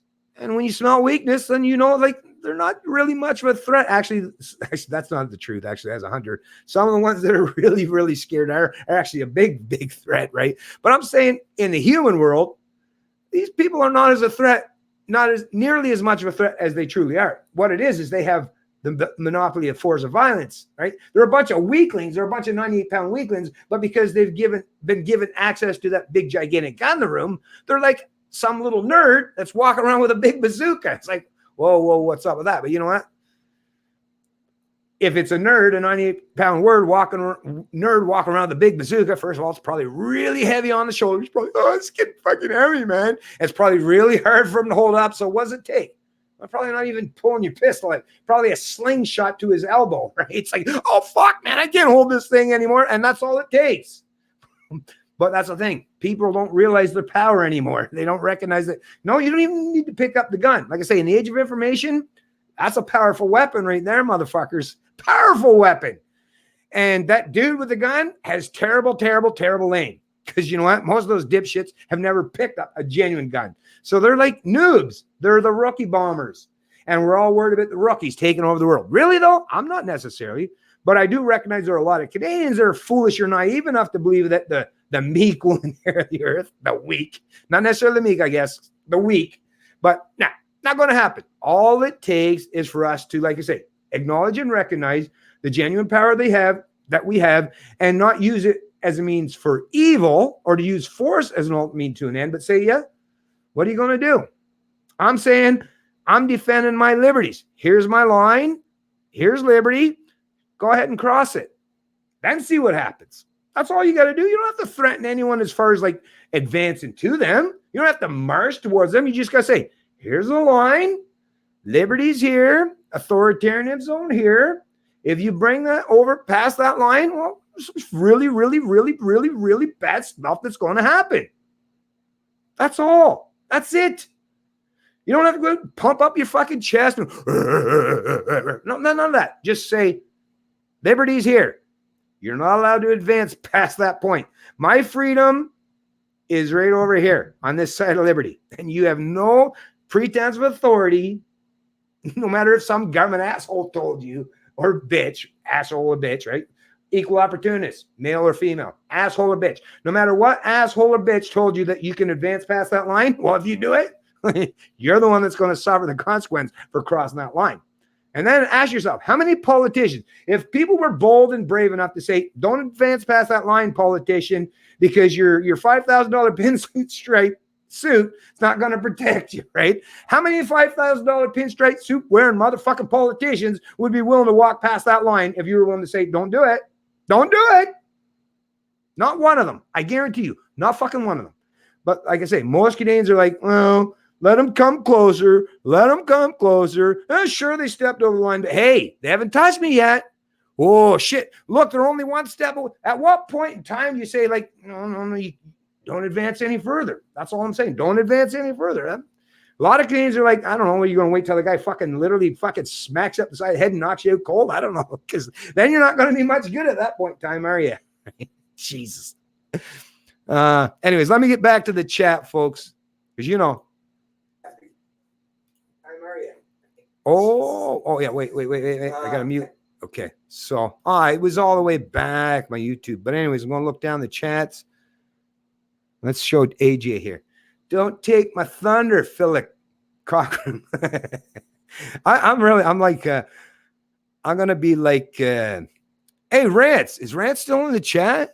I'm going to be like Rance, start messing around with all the freaking cool features on this StreamYard. By the way, thanks to StreamYards for this great. I know I'm just kidding, but you know what? As a matter of fact, I do an advertising thing, a free ad for StreamYard, considering the fact that, yeah, this is a great platform. I'm loving it too. I'm just like the rest of you folks.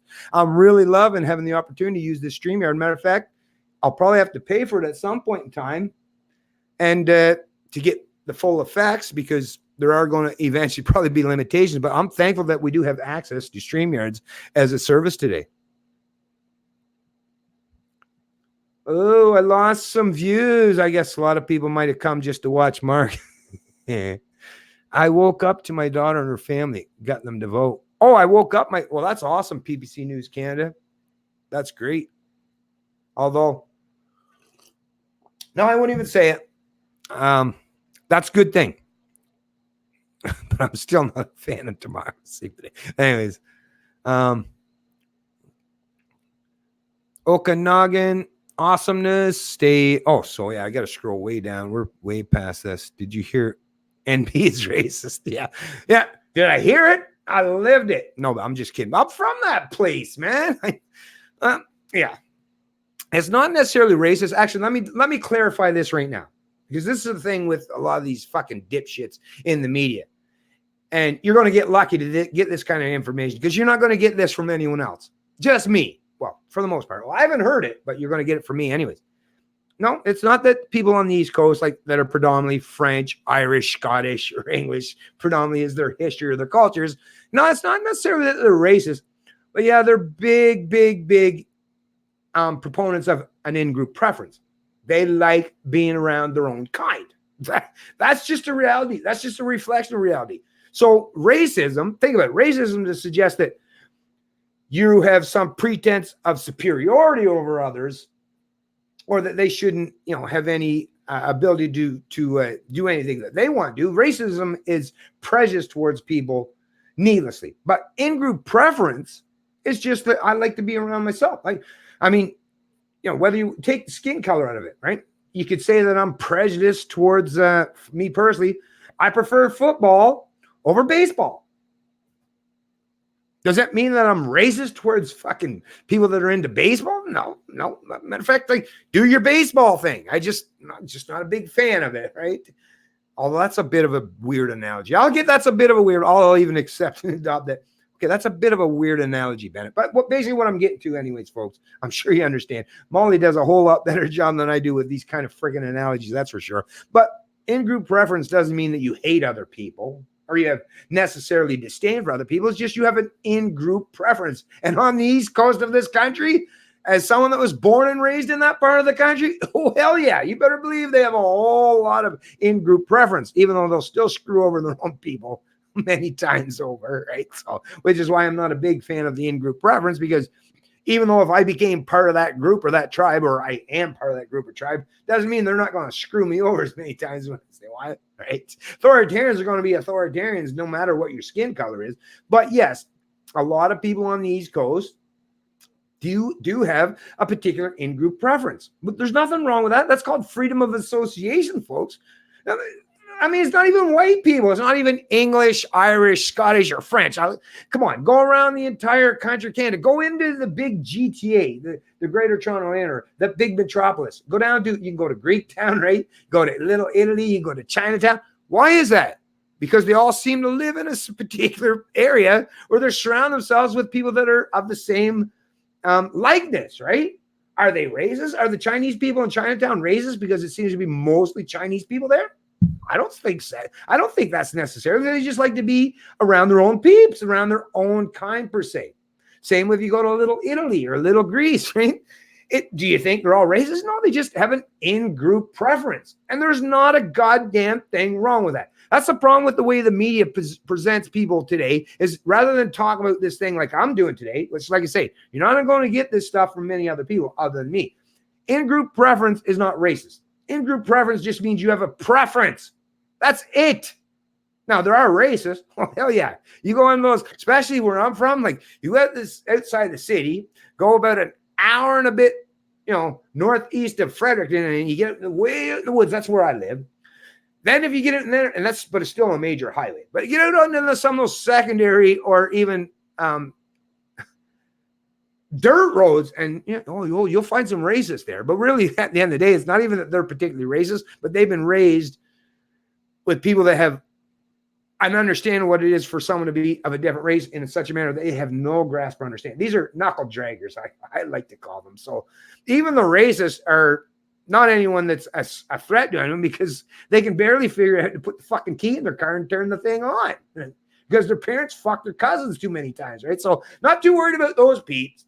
But no, it's not that most East Coasters are racist inherently. It's just they have an in-group preference. And like I say, so does everyone else.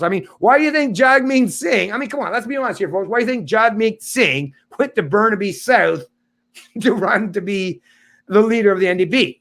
Do you think it might have anything to do with there's a lot of Sikhs in that particular riding of people? Like, come on. People have an in-group preference. To deny or to pretend that doesn't exist is literally like I say, you're like this. It's like, okay, I don't want to talk to people that aren't willing to acknowledge reality, right? Weird folks you are. Thanks, PPC News. Mark needs to go. Go pee. Hey, thanks. Phil, I just subbed you. Okay, right on. Okay, let's scroll down here. Ha, ha, ha. Steve. Guess no one wants to join the chat. You do a great job on here. Thank you, Julie. I really appreciate Julie. You do a great job yourself, by the way. Absolutely correct. was anyway. That's why we left, immigrated legally and assimilated. Okay, right on. Edgar Forrester, Everett Humphrey. Hey, made it. Hi, Bennett and Mark. Hey, all. Oh, wait a minute. St. Mark, 7:11 p.m. Let me see what time it is here. Okay, so we're about 15 minutes behind. So I got to scroll down. I just got home, so I still need to shower. You're still on. Oh, right on, AJ. Yeah, we'll see if I'm still on. Chances are I might be, but maybe not either. You never know. Sometimes I don't want to keep them go too long. And I actually have Saturday and Sunday that I still got some live streams to be doing. Actually, yeah. So let me just point that out right now. Saturday and Sunday. For those of you who didn't get my community post. So Saturday on the 7th, live stream. Oh, Pat from Pat and Jay. I don't know if you folks know who Pat and Jay is. Pat and Jay, they did that convoy to Ottawa. Remember the convoy to Ottawa? And it was a big controversy because I think Maxime got kind of tied into, and they used the yellow vote. It was just all that anti-racist bullshit the established media put out. But Pat and Jay, from what I understand and from what I've heard from them, they're not racist by any stretch of the imagination. As far as I know, I like that. Don't know these gentlemen personally, but I'm going to give Pat some time here on Saturday to say what he's got to say on my live stream. That's going to be at 12 p.m. Eastern time. And then I'll have invites of anyone else in the stream too after we're done with chat. With Pat, anyone that's out there that's joined in, you can join the stream. On Sunday, September 8th at 1 p.m. Oh, Kelly Lawrence. This is a great guy. He's a candidate for the PBC. Really, really great guy from what I know from my past interactions and dialogue with him. He seems like an excellent candidate, well informed and educated spokesman for the PBC. And I think he has some past military experience as well. And he's one of those ones. Yeah. He's challenging Michelle Rempel in a ride-in in Calgary. Like, how great would that be to see Kelly Lawrence, kick Michelle Rempel's ass and get that seat after October? How freaking cool would that be, folks? That would be so amazing. So if you're someone from out there in Alberta, yeah, get a whole lot of people in your ride. If you're in that riding of Calgary Nose Hill, yeah, get out there and help Kelly Lawrence spread the message and get them supporting the PBC, because that would be an amazing thing to see. So yeah, but that's all I got to. Oh, and another thing I wanted to point out is I haven't done so far, but I remember he had mentioned on another past stream, I believe it was with Rance Derek, is Raging Humanist. Actually, that guy, and I even said, yeah, we should have a conversation sometime, and I'm going to reach out to him and have a conversation with him, because he's funny, he's articulate, he's great at doing impersonations, and he's got some military background and history himself. And like I say, I think he's got a great, not only is his channel, check him out, subscribe. All these people actually for YouTube channels, check them all out, subscribe to them all. Raging Humanist, Kelly Lawrence, Pat and Jay. Actually, I'm not sure if Pat and Jay have a particular YouTube channel, to be honest with you, but Mark Paralovos for all of us, right? Poli. Subscribe to all these people's channel, because like I say, these are great Canadians. Great Canadians. I'm so impressed with the Canadians and how many of them have stepped up the plate to challenge the status quo and the establishment. It fills me, folks. It really does. It's like, kind of gets me right here, right? No, but it really does. I love the fact there's a lot of Canadians step up the plate these days, and I don't feel quite so alone anymore. Stay in here. AJ will join after the show.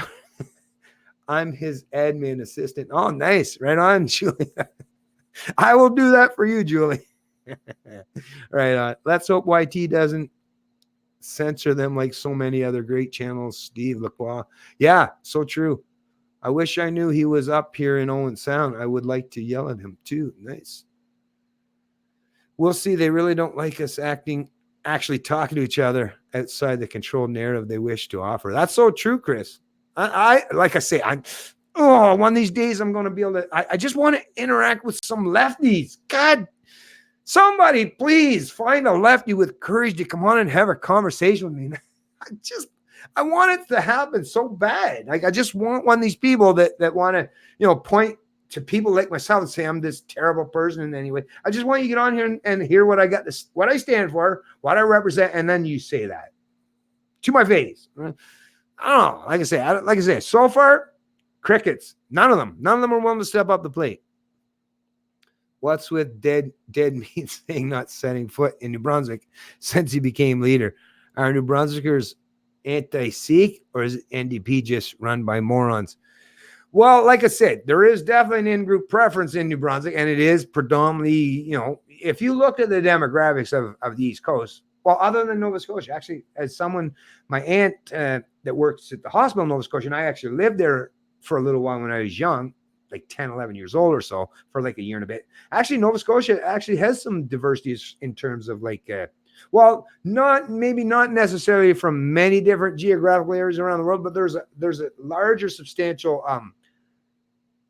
Black population in Nova Scotia, especially within the major urban centers in terms of Halifax or Dartmouth, or actually I believe even Yarmouth. I had a friend that I worked with in Lumberyard that was from Nova Scotia, and he's a Black gentleman, and he is from Nova Scotia. I believe he was actually from Yarmouth. So there's a substantial Black population in Nova Scotia, but most of the East Coast, like if you're talking about PEI, New Brunswick, and I would even say Newfoundland and stuff, place like that, although that would be like its own little island. The mainland, they say, would be predominantly the Atlantic provinces would predominantly be New Brunswick, Nova Scotia, and PEI. But it's what it is they're just mostly people that are English, Irish, Scottish, and French. That's basically, for the most part, if you go to the East Coast of the country, that's what you're predominantly, as far as people. Well, now they're all Canadian, like I say. I just mean their history is they came from their ancestors came from like England or France, predominantly. But like I say, there's and more every year, but most people on the East Coast are those people that have that white skin, right? So I'm sure there are some of them that may very well be racist, or it just might be that they're scared of change. Because that's one thing I'll say about some of those people in those very rural settings is not necessarily just people that are, brown per se. It might be just people that are different than them, right? They just fear of change in some way. That is something that is a possibility, but I don't believe everyone on the East Coast, or even a majority of the people in those areas, are racist. They just have a particular in-group preference, right? And can be a little bit more tribal in nature. But hey, as long as, like I say, you can be tribal, right? Everything that you do, as long as you're not using force or violence towards anyone, what's wrong with you wanting to be around your own peeps? To me, it's like I prefer to like mix and mingle with a lot of different people myself, because it's gave me a better experience in my life. But those who choose just pure in-group preference, that's not up to me or anyone else to tell them not to, right? And it's not illegal to have in-group preference. Matter of fact, it's not even illegal to be racist. So, you might be able to insult some that are generally racist, but they're allowed, as long as they're not causing harm to anyone else. They're allowed to have particular internal dialogues or stereotypes toward people that maybe are founded or unfounded based on reality. To me, I would rather educate and inform them a little bit better, but at the end of the day, it's up to them. If they want to be around people that are of their own kind and look like them, then what's wrong with that? That's up to them. I'm a live, let live kind of guy at the end of the day. And like I say, it's not just that white people on the East Coast are like that. Like I say, that's everywhere you go across the country, except for some small areas where it's, a little bit more, what's the word I'm trying to look for? Yeah, like where the, there's a lot more colors involved in one particular, like I'll just say even in the GTA, you can move to an apartment building in some of the, like the suburbs or the urban centers, and it'll be like multicultural. Lots of people from many, and there's no problem. A lot of times they all just get along great. So like I said, to me, at the end of the day, it doesn't really matter as long as it works out peacefully and harmonious, where people aren't using force or violence to each other. Then, hey, like I say, do what you do what's best for yourself. What happened with your PPC candidacy, brother? Oh, yeah, thanks for asking that, Vincent. So I didn't want to, but I said I kind of yield to pressure. No, not really. But I did say I was going to step up the plate, and because that particular riding where my house is in New Brunswick was still vacant and available based on the PPC website, I called them up, left a message. I don't know, was that on Thursday or Friday? Whatever day it was, I called up and left a message and said, you know what? I'll step up the plate and I'll become a candidate in that riding, because I recognize that I knew a lot of people in that particular riding. My family has a good history, both of my family's mother and father side. So it's like, yeah, I might be able to make this work for me. But just 3 days after I put my name, well, I just left the message. Shortly thereafter, there was someone else apparently that the PPC had decided to put as a candidate in that riding. But the weird part is there was nothing on the website that said that they were, like, there was anything announcement pending. But that might have just been they were too busy and someone didn't put that in there. Like I said, I don't want to get into causing too much division here. But anyways, at the end of the day, my riding has already been, the position been filled by a retired school teacher.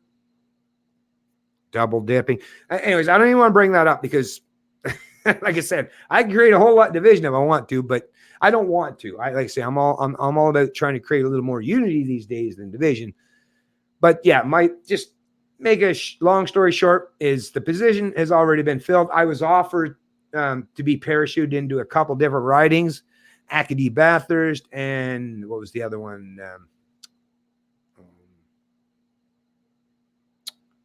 Restigouche County, I believe it was, the very north. Well, the entire north, not just northeast, but northwestern. It goes all the way over to Edmundston there, that big riding, Restigouche, I believe it is. But I was offered to be parachuted into one of those ridings. But yeah, I'm not I'm not a political hack like that. I just want to be into politics so bad that, yeah, just parachute me anywhere and I'll just, no. Like if it was in my own riding, I was willing to like plug my nose and delve into politics, and I would have done a good job, trust me, because anything I choose to undertake or endeavor I want to enter into, I'll do a good job. I was like, nah, I'm not quite that comfortable with politics, and I just want to be parachuted into a riding that I don't know anybody there, and I'm just gonna, I don't know. I felt weird, so I was offered the opportunity, but because it wasn't in my riding, I'm just going to remain on the outside. I'm still going to do my best to help support the PPC and all the candidates, bring them onto my channel, help, promote them as best I can. And I will definitely be voting. You come this October, you better believe, yeah, it'll be the PPC. That's where I'll be checking that name off, right? Or that box, right? And I will definitely be going out. Like I say, I think this will only be the third time in my entire life that I've actually even voted. Well, actually, this might be the first time, if I think properly, federally. I've voted in a couple provincial elections, but I think this will be my first time voting in the federal elections. And like I say, the only reason why I'm doing so is because I want, like I say, to get some semblance of change in this country. And no one in the establishment parties are offering that. And there are other people, like there's Tim Mullen in the Libertarian Party of Canada that offers that. Actually, I think offers an even better platform, but for someone like myself as a Libertarian. But I recognize that most Canadians are like, first of all, they don't even understand that there's a Libertarian Party of Canada that even exists. And they wouldn't be willing to adopt that kind of freedom. That's way too much freedom and liberty for most Canadians, right? We're not Americans, right? We're Canadians. So that much liberty? No, that's like Canadians are not used to that much liberty, that much freedom. So it's like, I don't want to go too far. Baby steps, baby steps. What a sad thing to even have to say, but baby steps, folks. So I still support Maxime Bernier, the PPC. Well, nothing has changed in my position on that at all. But yeah, I'm not going to be a candidate. And I guess maybe at the end of the day, I did. Hey, at the very least, no one's going to say that I didn't choose to do it, because I said I was willing to dip my toes in those political waters. I didn't want to even go near there, folks, but I chose to do so. So at least I put myself out there. Not only did I put myself out there, and I was like, I didn't even want to, but it's a little bit of a slap in the face that I put myself out there only to be like smacked down. Like, so it's like, I won't make that mistake again, right? Not if you're going to fucking pick a fucking retired school teacher, right? Oh, anyways, like I say, don't even get me on this, because I can go on a tirade for an hour straight without even taking a fucking breath on that one. But anyways, let me move along. Let me move along. Move along. Think about the big picture, Bennett. Think about the big picture.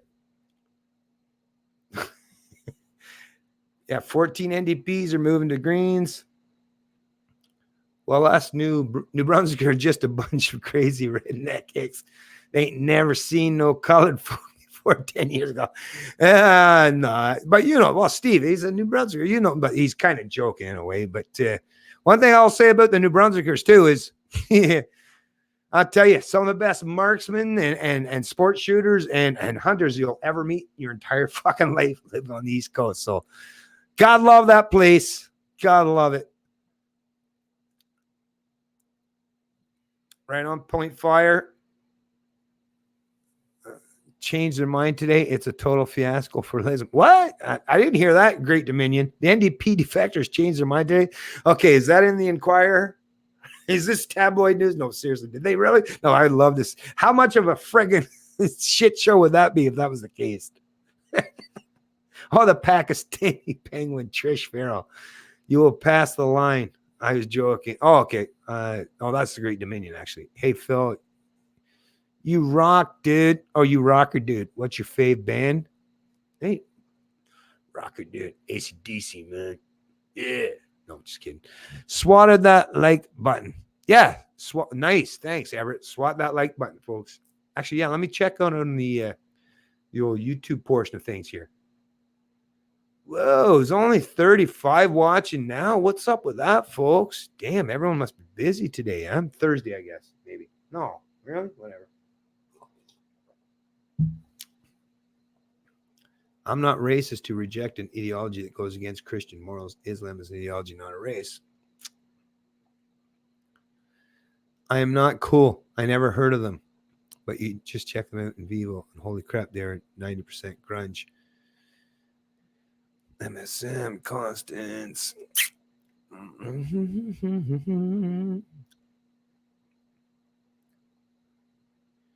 Yeah, point fire. CBC only show Trudeau, Scheer, Singh, and May reference the election. Yeah, I know. Max is getting the faith treatment.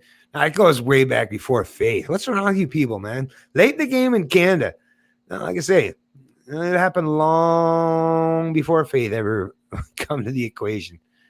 Thanks away, Bennett. Oh, thanks always, Bennett. Thanks, Edgar Forster. No Twitter. Pearl Jam, Nirvana, Radiohead. Nirvana's sweet. Nirvana's cool. I'm one of those people that you wouldn't like. I like everything. Matter of fact, yeah, like I say, I won't even get into the music thing because I like rock, rap, hip hop, reggae, classical, jazz, country. Fuck, I love country. Give me some Alan Jackson, the older country, not necessarily the new. Although some of the new country's pretty cool. Although the new country's like it's kind of popish, right?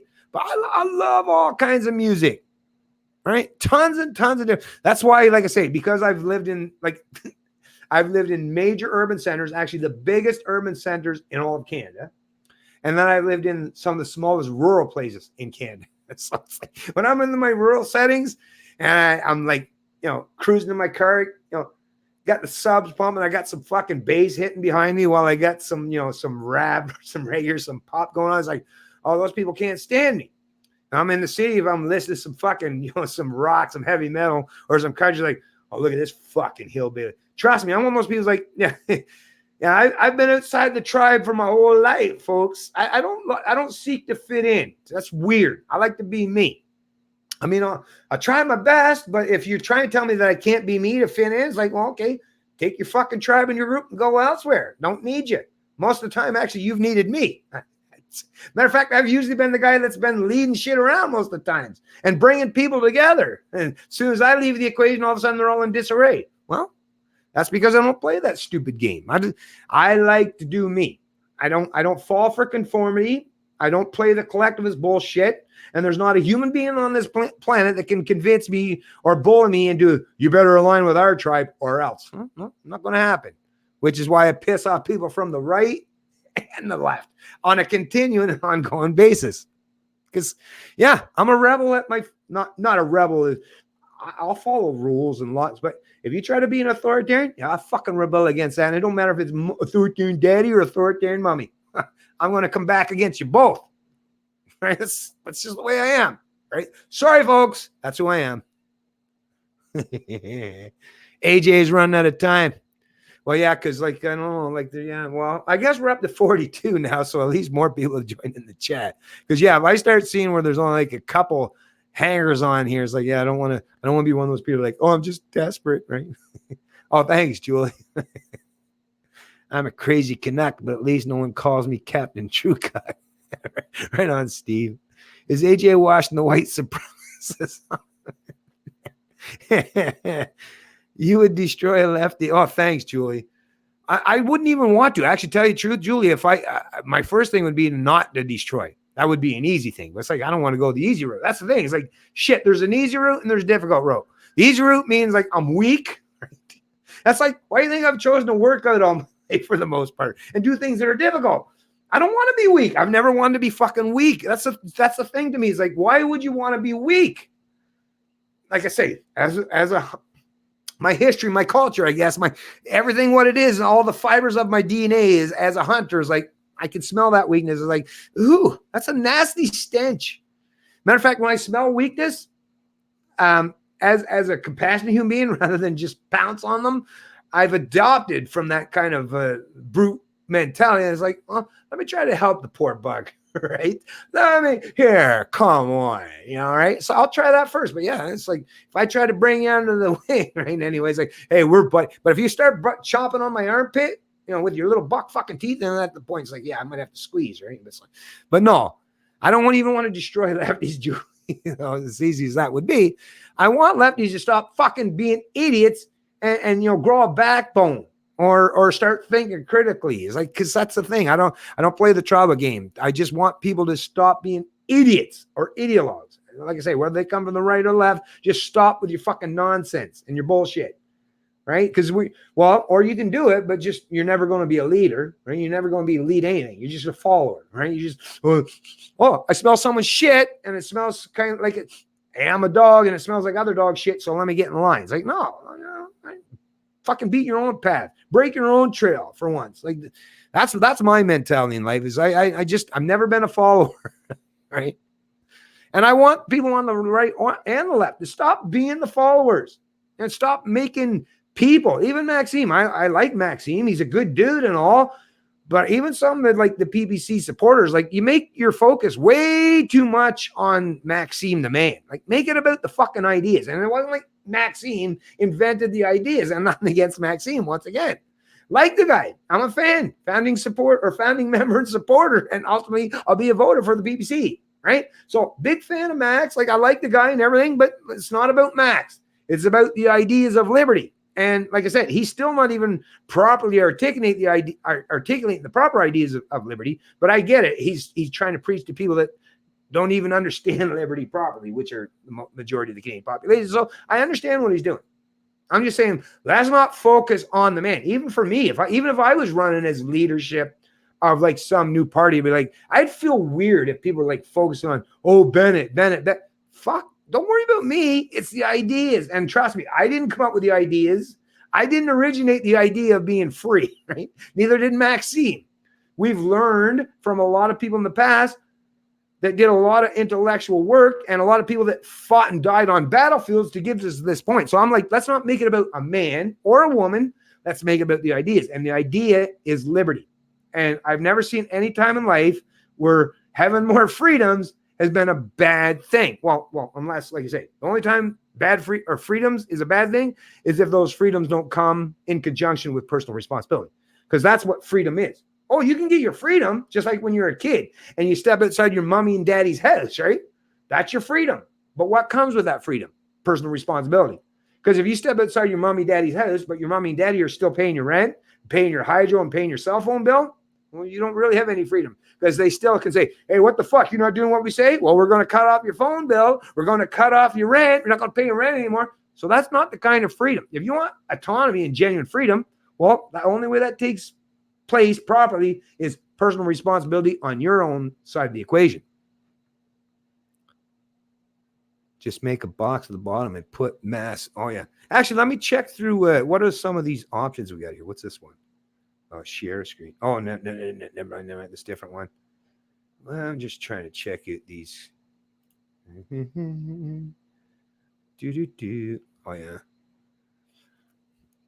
Hey, thanks, Trish. Not sure I'd pass. New Brunswickers is New Brunswickers. Oh, I got to scroll way down here. Kelly. So good to see you, my dear. Oh, Kelly Day. What's up, Kelly Day? I see Kelly Day's in the chat. Oh, look at this, Kelly. Isn't this cool? This freaking, of course, Derek's already been showing off. Show off, Derek. Just kidding. But this is cool stuff. Yeah, I'm like Derek. I'm just going to play around and enjoy all these cool features with StreamYards, right? No, but it's sweet. I like it. I like it. I like it a lot. You can't talk to a lefty, but they do excel at shooting. A lefty at shooting? What? Are you serious? I don't know, man. Well, I could be, but I've never met any. Most of the people that I know that are really good at like shooting like genuine guns are people that identify as like conservative predominantly. Most of the time, you know, and a lot of them they come from a religious background too. So that's funny, huh? But anyways, whatever. It is what it is. Hey, what's up? Not just being a jackass, but Bennett is right. NB is like that. Yeah, cool. Thanks. Marcel Hamlin, what's going on? Stats, the number of generations in the country should be included in our birth certificates, the number of generations. Well, right now there would be, 5 or 6? 5? You got the greatest, silent, boomers, Gen X, millennials, and Gen Zs. And I think they might be just starting on, I don't even know what's after Gen Z. We'll go back to A again, but so you at least have 6 generations currently alive in modern Kazakhstan, thanks to modern advancements in health and healthcare. Oh, you were born in NB, Julie? Really? Sup, you Canadian or Acadians? Yeah, up on the northeast shore there. Acadie, Bathurst. Actually, that was one of the, like I say, that was one of the writings that was offered to me by the gentleman from the PPC. Good day, Kelly. Everett Humphrey. Man, the only time I heard that was in Deep River, Ontario. What about the debates? Max is still not invited, and JT has pompously announced participating in just. I know. Hey, that's a good thing to bring up there. A man on the land. Is JT Justin Trudeau. What a coward. And no wonder. It's like, could you imagine? I mean, the guy can't even answer a simple question in terms of like, well, what do you do in your personal household in terms of getting away from plastic use, right? It's like, we use those box plastic, water boxes, like, think about it. If the guy's off script and he doesn't have a teleprompter, basically every response or every reply to the debate question will be like, and you only get like a time frame, like was it a couple minutes to answer? But like the debate commissioner, the debate moderator would be like, after Trudeau's like, he's in his 12th, or it's like, sorry, but the time's already up. You can't answer the question. So your answer is or is it right? So, all right, move along. That's the hilarious part. I'd love to see Maxime up there on stage. Actually, I'd prefer to see myself up there, tell you the truth. But hey, Maxime would be a great second choice as far as I'm concerned. But I would love to see Maxime up there on the stage when everyone else is talking about they're doing their little political talking points like, oh yeah, we pulled this. This sounds good. Pollster said that this is a good way to respond to that question. And then Maxime just like goes off the cuff and just goes on a tangent like that resonates with the human being. It's like, oh yeah, look at that guy. He stands out from the crowd. That's why he's not allowed in the debates, because that guy's going to stand out from the crowd. It's like, oh, they don't want anyone that stands out from the crowd. They want everyone to kind of be like little clones, right? They want NPCs up on stage, right? The NDP, the Greens, the Liberals, the Conservatives, they're all just a bunch of NPCs giving you basic dumbed down political talking points that are basically circle jerking amongst each other. It's like patting each other on the back because they're taking the same basic stance on every freaking issue, just with a little different terminology while they're spewing their rhetoric. Whereas Maxime be like, no, let me tell you how it goes here, folks. And put on his Mad Max uniform, right? No, I'm just kidding. Maybe go bare chested with a fucking leather chest or a leather vest, right? Yeah. No, that'd be cool. I'd do that. No, I'm just kidding. I don't even have that hair to chest, to be honest. It's not as hairy as you would think. Actually, I don't even have much for eyebrows. I'm not a very hairy person. I'm not a Toe Rogan. I guess I'm far removed from the Neanderthal part. human experience. I don't know. What's going on, everybody? Okay, my bell. Oh.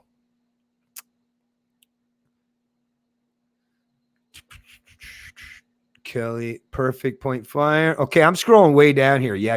I'm getting way behind here, folks. I'm fucking rambling. Hey, I'm a rambling man. Makes my day. Thanks, Julie. Oh, here, I'll do this. Huh? Kelly Day makes my day. Thanks, Julie.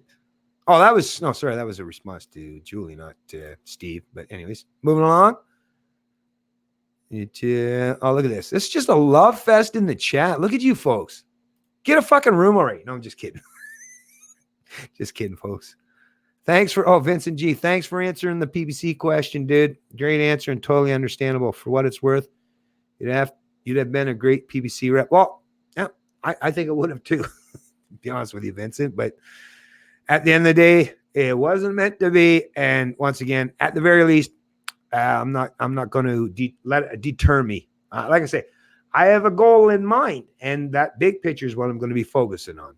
And the big picture is whatever the hell I can do in any way, whether it's on the political stage or doing my videos or in my personal life or anything else, and any interactions I have with other human beings in this country. I just want to make sure I've done as best I can to promote the fundamental principles of what it is to be a free human being. At the end of the day, I'm just going to try my best. And like I say, every opportunity that's afforded to me, I'm going to take advantage of it.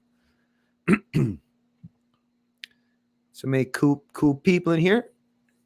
Yes, you are, Julie. Matter of fact, you're one of the coolest. No, just kidding. No, but you are cool, Julie. Don't even sell yourself like that. I know what you're doing. Just trying to play humble, but you're cool as shit. Don't pretend. Go. I love your rants. Oh, thanks, Mama Bear. Oh, I can go on a fucking rant.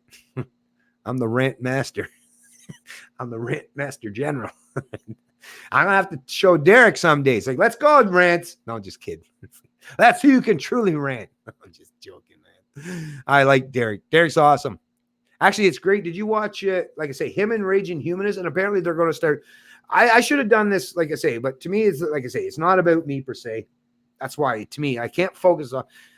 But I think I think it was a great idea for rants and Raging Humanists, because two guys that are very, very funny, comedic, have a comedic nature about them. And, in the past, depending on their ambition and how goal-oriented they were, most of Canadians in their particular position would have had to gone down to the United States, right, to achieve any amount of success. Luckily, you're still using an American piece of infrastructure, right? A business created by an American. So you're still using that, but you can live in Canada now. You don't have to travel down the US. You can take advantage of these platforms we have now and stay here in Canada and use your talents here in this country, which I'm very thankful of, because like I say, Rance is a funny guy.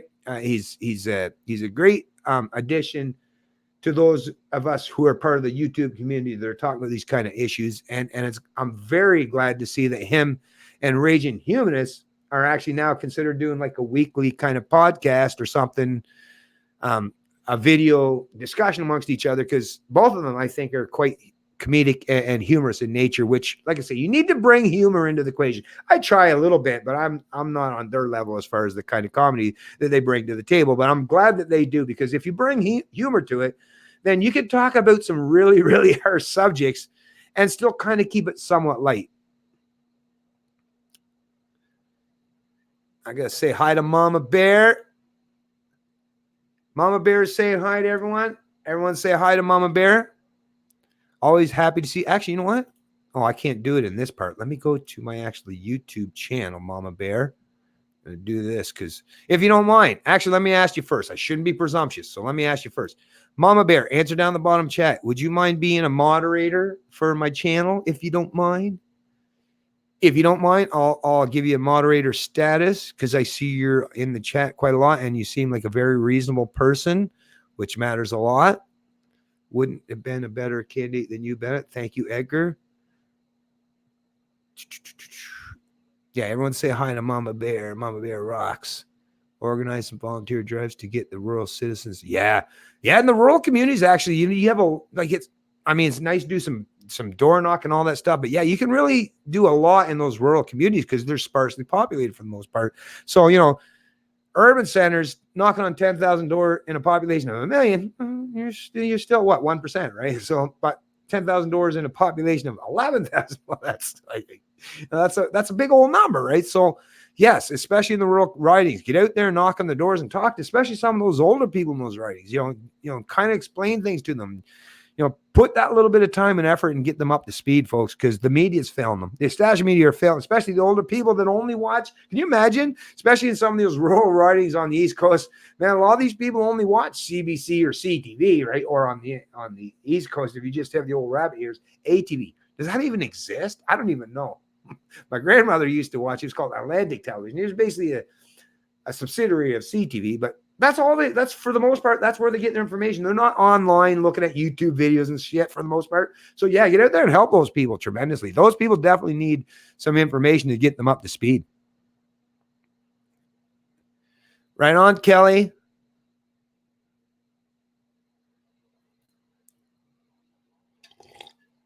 Hey, Gato's in the house. Gato's like, yeah, Ben will fucking say hi like 20 minutes later after I said hi.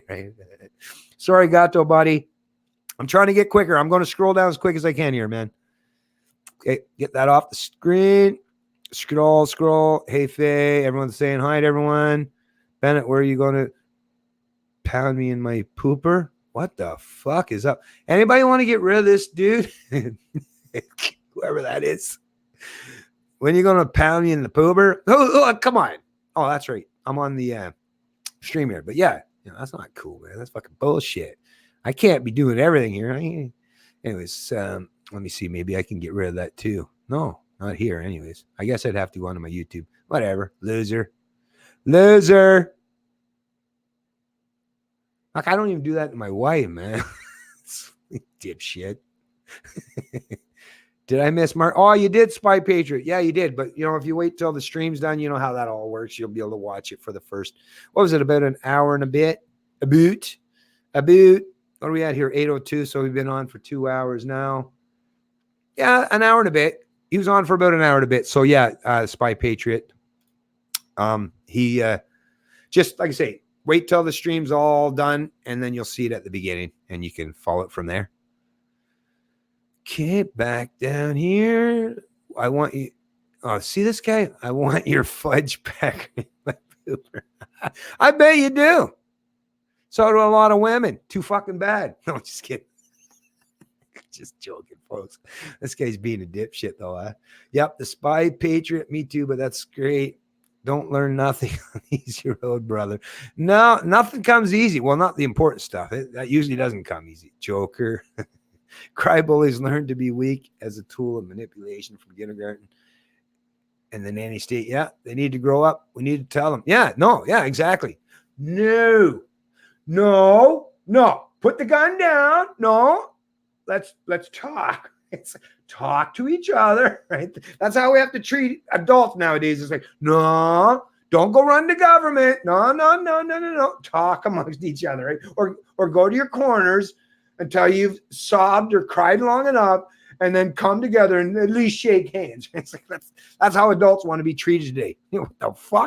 What the hell did your parents do to you, folks, that you've grown up to be adults and you still think like a child? What the hell did your parents do to you? It's shit, man. Okay, scrolling. Oh, shit. Actually, I'm getting lots of, that's what it is here. We're getting more people, so I got to scroll. Yep, hold them up to the highest standards. Well, at least a reasonable standard. I tell my daughter to punch them in the nose. I'll stick up for her. The schools know where the real bullies are, and I'll take responsibility. My girl has to put them in their place. Woo, baby, mama's telling the way it is. Okay, mama, they are going to use your attack to give you trouble. Yeah, you got to be, that's true. All you have to do is tell them to fuck themselves. They can only have the power you allow them to have. Yeah, that's the thing. You got to be careful because some of those dipshits will attack you hardcore. But Mama Bear, I think she can handle herself. Yeah, it is. And if not, look me up. I got your back.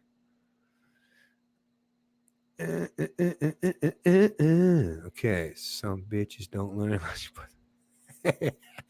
When are you going to come on, Lord have mercy. Maybe it's a bot. It could be. But I mean, no, but Oh, Rika's not in. Oh, actually, Rika and AJ are the two people that I put as my moderator, and neither of them.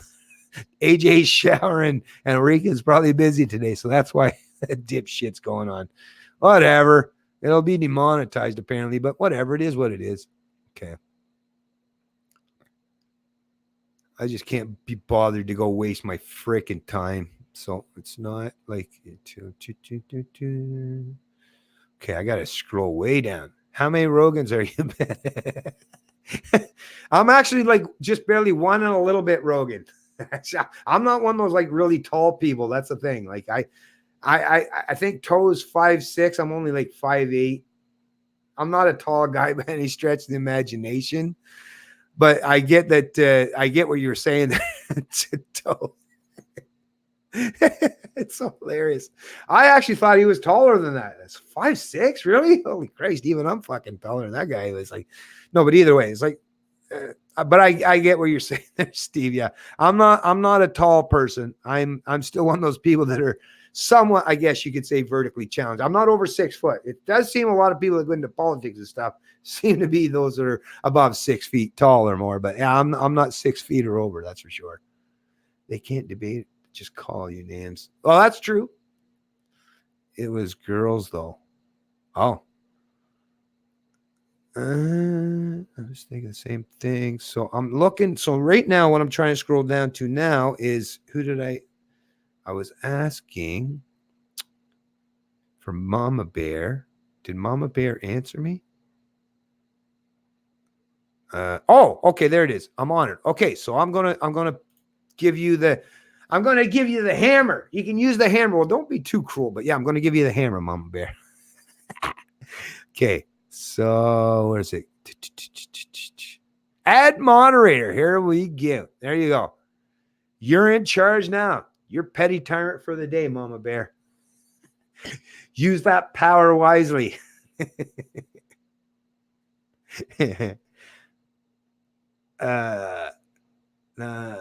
Mama, mommy. Okay. I adopted a cat the other day. She's so cute. She has too much energy. I swear she's climbing on walls. That's a cat for you.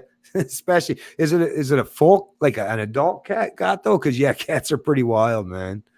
Pretty wild. I would love to see a drone. I'm more of a, well, we've always had cats and dogs. I have a tendency to prefer dogs, but I like cats too. I'm a fan. They're totally different animals though, aren't they? Right? One staunchly independent. The other like just want to be your pal. Come on. And you know which one I'm referencing when you say that, right? I would love to see a drone with an iPad at the door. Okay, let me scroll down here. LOL. Hey, Bennett. What's up, Gato? Okay, I'm scrolling. Okay, I think I'm almost at the bottom here now. Woo, baby, we're almost there. Yeah, they want a safe space closet. Safe space closet, right on, Trish. It's about the economy and putting your country first. I don't really like him, but I respect his love for his country. I missed that part of the conversation. You can leave a troll every now and then. They're fun to play with. Yeah, I don't mind a troll, but when they get into that stuff, especially if it's only towards me, Mama, you're right. Actually, if it's only towards me, whatevs. Ooh, somebody's using bad words. Oh no, I'm triggered. Not. I don't care about that, Mama Bear, per se, but because I recognize it is someone that's obviously in there to be a disruptor. If they're starting to attack people, and you know me, I go on like a tirade, and I might not, see the stream for 10 or 15 minutes. There should be someone there to at least kind of moderate a little bit, I guess. But actually, yeah, most of the time, I actually, be honest with you, I'd be totally cool with not ever having a moderator. It's like, just let her go, folks. But not everyone likes it the way I like it. I don't mind a little disarray. Or a little drama from time to time. Hey, you can leave a troll. Oh, yeah. We used to say, what it like to want? What's it like to want? Or talk to the hand. Nowadays, I hand out coupons for tantrum therapy. It's a parking lot. Good one, Everett. I wasn't. Oh, Gato, right. Gato's in. Yeah, it's all good, Gato, man. When it comes to me, right, I don't give a shit. It's not a crime if that guy thinks Ben is his type. Well, that's true, right? Maybe he's not being a troll. Maybe just thinks I'm like good looking, which is like, Well, at least I'm getting a compliment. A person shouldn't complain when you're getting to be like 48 years old, right? It's like, take them whenever you can get them. Right? I like the way you think, Otto, right? Hey, maybe the guy's right. He's only asking for me to stick it in his pooper because he thinks I'm hot. Hey, that's cool. I guess I shouldn't complain. Add 2 inches from all that trucking. Whoa, I don't know where that came from, but it's stepping out of this left field there. But anyways, good for you, girl, Mama Bear. Oh, here we are, way down. We're down at the bottom now, folks. Thought you were running. Did you get bumped? Oh, Spy. Didn't I answer that already? Yeah, I'm pretty sure I answered that already, Spy Patriot. I was trying to run, but the position was filled. And I mean, I was given the opportunity to run in different ridings. But like I say, I'm not that much of a political acolyte that I'm just like going to be one of those people that, yeah, just helicopter me into some riding that I don't know anybody. No, that probably wouldn't have worked out. Like I say, I was only going to delve into politics. It was something that I felt I was comfortable with and could be a proper representative without, selling myself out too much. And I realized to delve into politics, there's a little bit of selling you have to. You gotta at least, I'm like, I'll give my initials to the devil for my soul, but I'm not going to fucking sign completely on the dotted line, right? No, I'm just kidding. But yeah, I was going to, like I say, I offered them to run in my riding because that position was still open, but apparently they found someone basically about the same time that I offered to run. So yeah, not going to happen. But I'm still, like I say, I'm still doing my thing. And by doing my thing, without being beholden to being a candidate, I can function more freely. I still have this room to maneuver, it's all on me. I get to decide. My day unfolds based on what I say, right? Not what someone else says. So I'm still pretty happy with that. And it's not like I'm trying to skirt my responsibility as far as trying to properly educate and inform people. I do that every day. Matter of fact, a lot of people that are actually supporters and candidates for the PBC came to be that by watching my videos. So I think I'm still contributed to this equation, even if I'm not a candidate. Oh, sorry. Yes, if you weren't here. Yeah, right on. Tag, you're hit. Be right. Oh, yeah. Yeah. Be right back. Mama Bear must have to go to the can. No, I'm just kidding. Anyways, it does seem like this stream is kind of starting to slow down a little bit there, folks. Like I said, I was more than willing to stay on for a bit, especially because Julie enticed me to do so that I could get AJ into the chat here. But it seems like everyone's they might have gone actually to do their own thing. That's the other thing too. Is it Thursday? Roundtable? No, that's on Wednesday. But I'm sure some of these gentlemen have their own videos that they want to get to. You went by my comment. Buckshot Kid. I went by my comment. That's okay. Hey, I'm just going to show you. I see you, Buckshot Kid. You went by. I'm going to try to look up there again. So just give me a second there. Buckshot. I like that. Buckshot. 12 gauge. Buckshot. Oh, here we go. Do you think Canadians will ever fight for freedom like the people in Hong Kong are trying to do? Well, not until they've been placed in a position where they have the proper intellectual or philosophical underpinnings. And unfortunately, a lot of Canadians have been failed by not just their parents, but by their people in their community, their educators, their thought leaders, right? The politicians, like the ruling, they've been failed tremendously for so many decades that, there are a lot of people that unfortunately they're never going to get to that point until they've actually heard someone like myself talk. Like I say, they're all functioning in a realm where they've never heard someone like me actually espouse the kind of stuff that I espouse. And if you function in that echo chamber of statism, it's like trying to ask a Catholic, are you ever going to stop believing in, Mary or Jesus, right? I'm not even saying that's a bad or a good thing. I'm just saying that until people have been given different information or perspectives to think about things critically, I don't know how you can get to that point. That's why I do what I do. All I can say is I offer this. So I'm the person that I offer a potential, at least giving people the information. Like I say, I don't have the solution, And if I had the solution, well, that would make me like, well, I'm the one that believes that I know all and I'm the ultimate authority, which is that's not who I am. But I'm at least giving people enough information to give them the critical thinking skills so that they can challenge the status quo or the establishment. But it's up to them at the end of the day. And if they'll ever get to that point, well, I mean, necessity, right? Everybody, no matter who you are, you can call yourself a Canadian, American, someone from Africa or Australia or Europe or Asia, no matter where you are, is necessity. If you feel there's a necessity to stand for your rights and freedoms, then you will do so. But a substantial portion of the Canadian population have been bought off. They'll never rail against big government because 4.1 million Canadians work in some capacity for big government on the local, provincial, or federal level. Take that 4.1 million, I've said this in the past too, take that 4.1 million, those are just the people that work directly for government. But how many people get government contracts or the banking institutions that rely on government to protect their institutions or to bail them out when they need it? Or some of these crony or crown corporations such as the CBC or Bombardier or GM or Chrysler. I mean, think about how many of the 36, 37 million Canadians rely on big government to sustain them in some way, in some capacity, economically. Think about it. It's not in their best interest to go against big government. So at the end of the day, unfortunately, folks, that's the problem with creating big government is now the proponents of liberty were a minority, right? In any semblance of any country that starts out promoting liberty, so the U.S. under the Founding Fathers, the majority of the people would have been in support of individual rights, freedom, and liberty. 200 years later, when rampant growth of government and a lot of people that are making out like bandits, by using big government as their means to an end, well, now that equation has been flipped upside down. Now you have the majority of people that rely on big government, or whether it's a majority or minority, like you still have a substantial portion of the population that rely on big government. So are they going to step out and show solidarity with me? Like, if I stepped out there tomorrow and started like carrying petitions and signing around, the only people that's going to show solidarity with me are people that are disenfranchised with the political process, right? People that aren't part of the connected class or part of the ruling or media establishment or a crony corporate executive or something. So it's going to be a minority.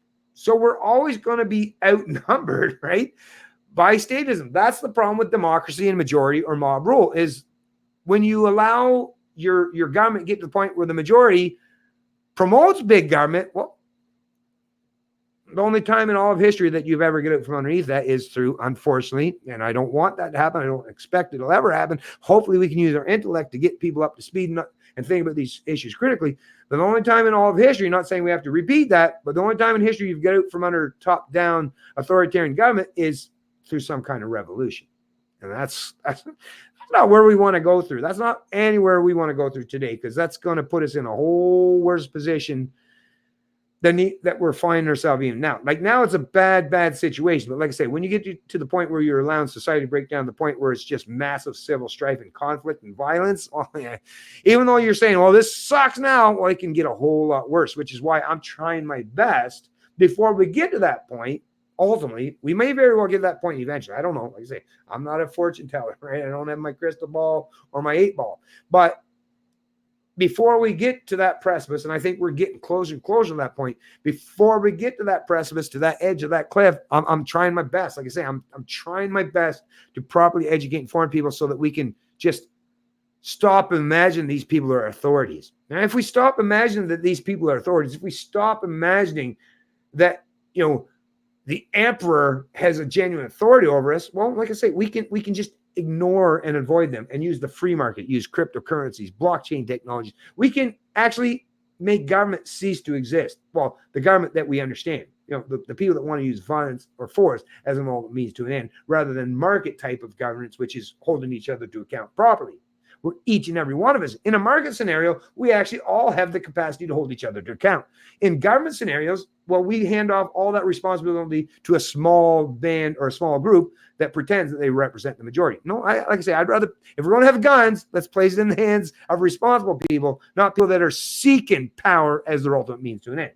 As a matter of fact, I want to place the gun in the hand of someone that's not seeking power, which are people that usually don't win the politics, right? People that are just, people like myself. But I don't want the gun. That's the thing. I don't want the gun. Most of the people that are trying to help educate and inform people are like, I don't want access to the gun. Well, except for in defense. But to use as a means to try to dictate and change society, I don't want to use a gun to change society. I want to hopefully adapt them and get their mind, evolving to the point where they're thinking about these issues critically. Then, like I say, if we can get enough people, once you get to a certain point or a precipice, then we'll be able to overcome those minorities, those people that are part and parcel of the ruling or connected class. Then, like I say, we can basically ignore them. They don't have any power. Like the emperor has no clothes. If you're like, he's not my emperor. Right? What the fuck's an emperor going to do? Right? Not a damn thing. Right?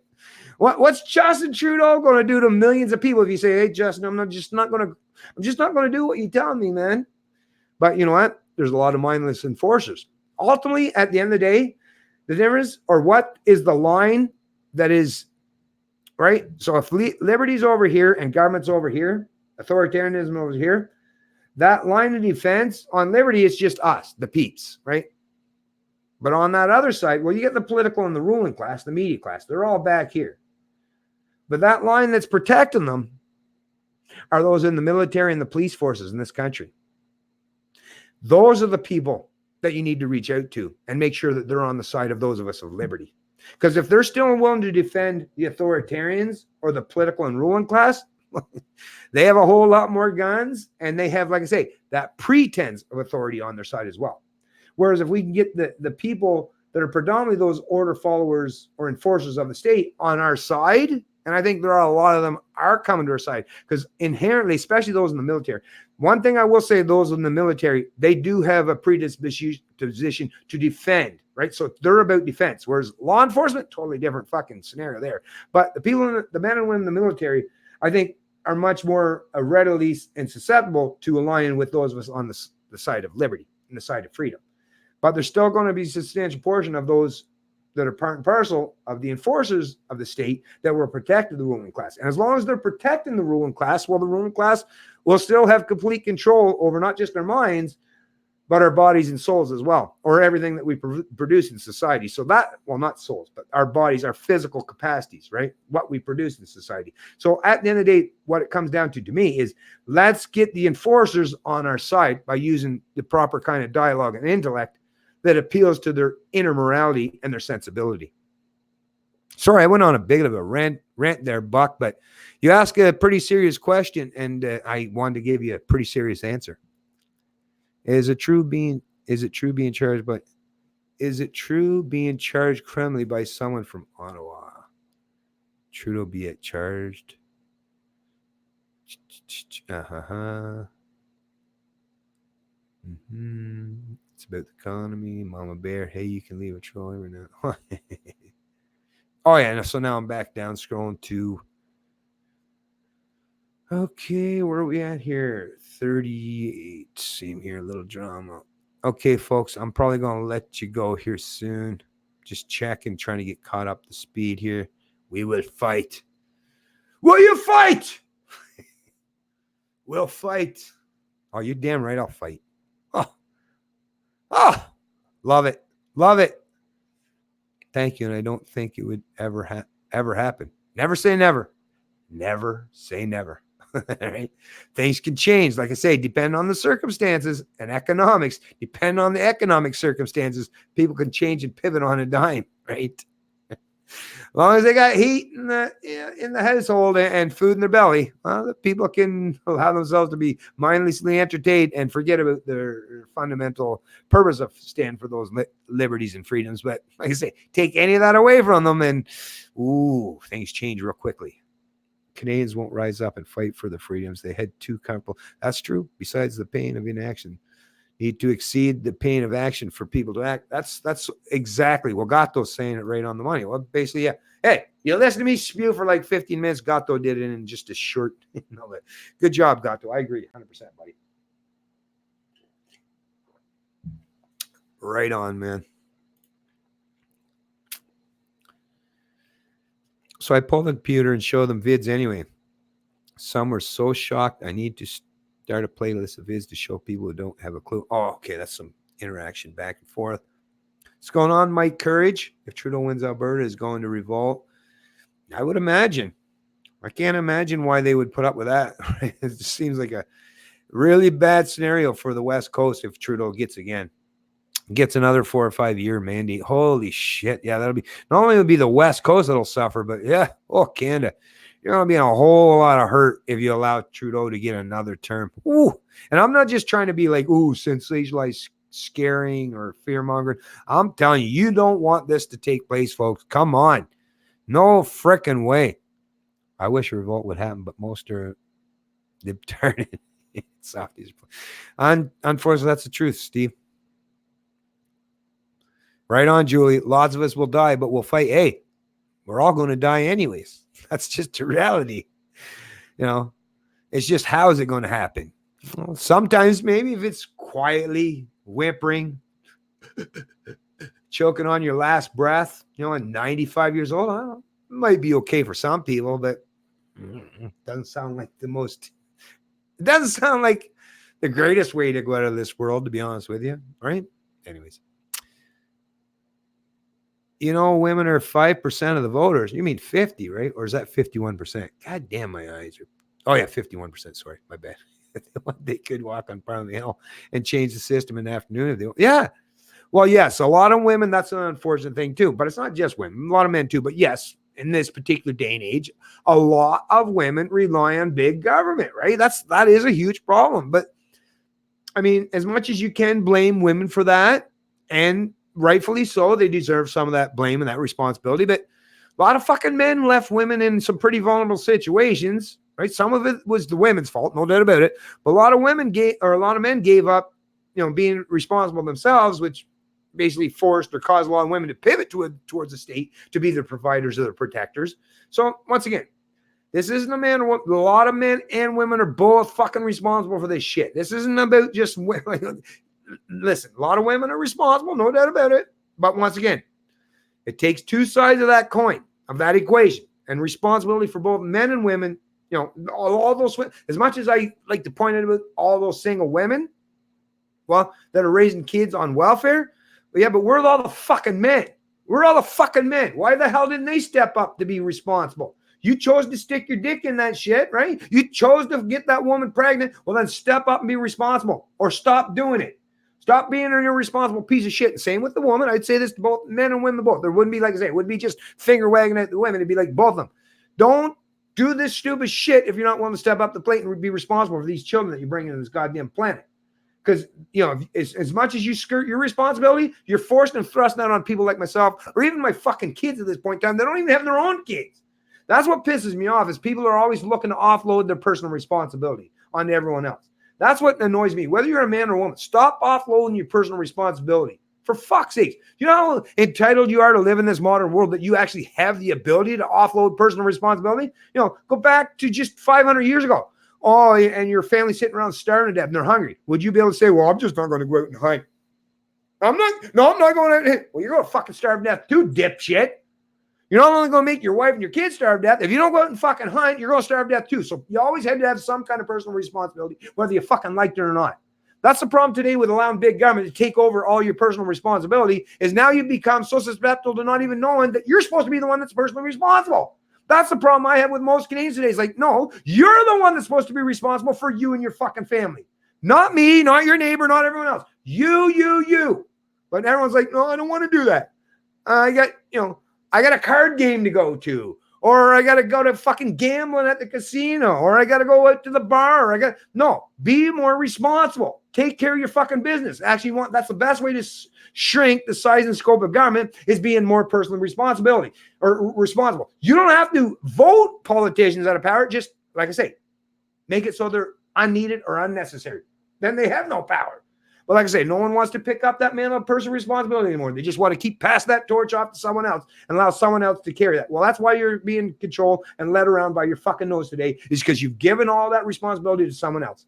And now you're completely like, all these people have power me. Well, you gave them all the power, and now you're going to complain about it? I'm saying, well, at the very least, try to take that power back for yourself. And the only way that's going to happen, personal responsibility. Rant number 500. No, I'm just kidding. Oh, by the way, folks, those who are left in the chat, I know we're getting a little low now. Ooh, we're down to 30 now. Ooh, People are slowly moving. Anyways, this stream, I'm probably at 1,005 now. But my upload that I did with Tim Mullen, if you get to watch my video conversations with Tim Mullen, big fan of Tim. He's a great guy, leader of the Libertarian Party of Canada. That was my 1,000th video that I had uploaded on my YouTube channel. And my first video upload, I think it was in 2013 or 2014. 2014 maybe. But yeah, so 1,000 videos. So if you ever, like I say, just go to my channel. I've got enough information out there, no matter what the area or topic of discussion you want to. Just use a couple keywords in your search. I'm almost assuring you that you'll find something to your liking that touches down on the particular area or topic or subject. Sorry, folks. Can't wait for my carbon rebate. Yeah, I'm waiting for my... No, I don't want no fucking carbon rebate. I just want them to stop stealing from me. Trish. I revolt. Right on, Trish. Okay, I'm scrolling down here, folks. Sorry, everyone. I know we're probably getting...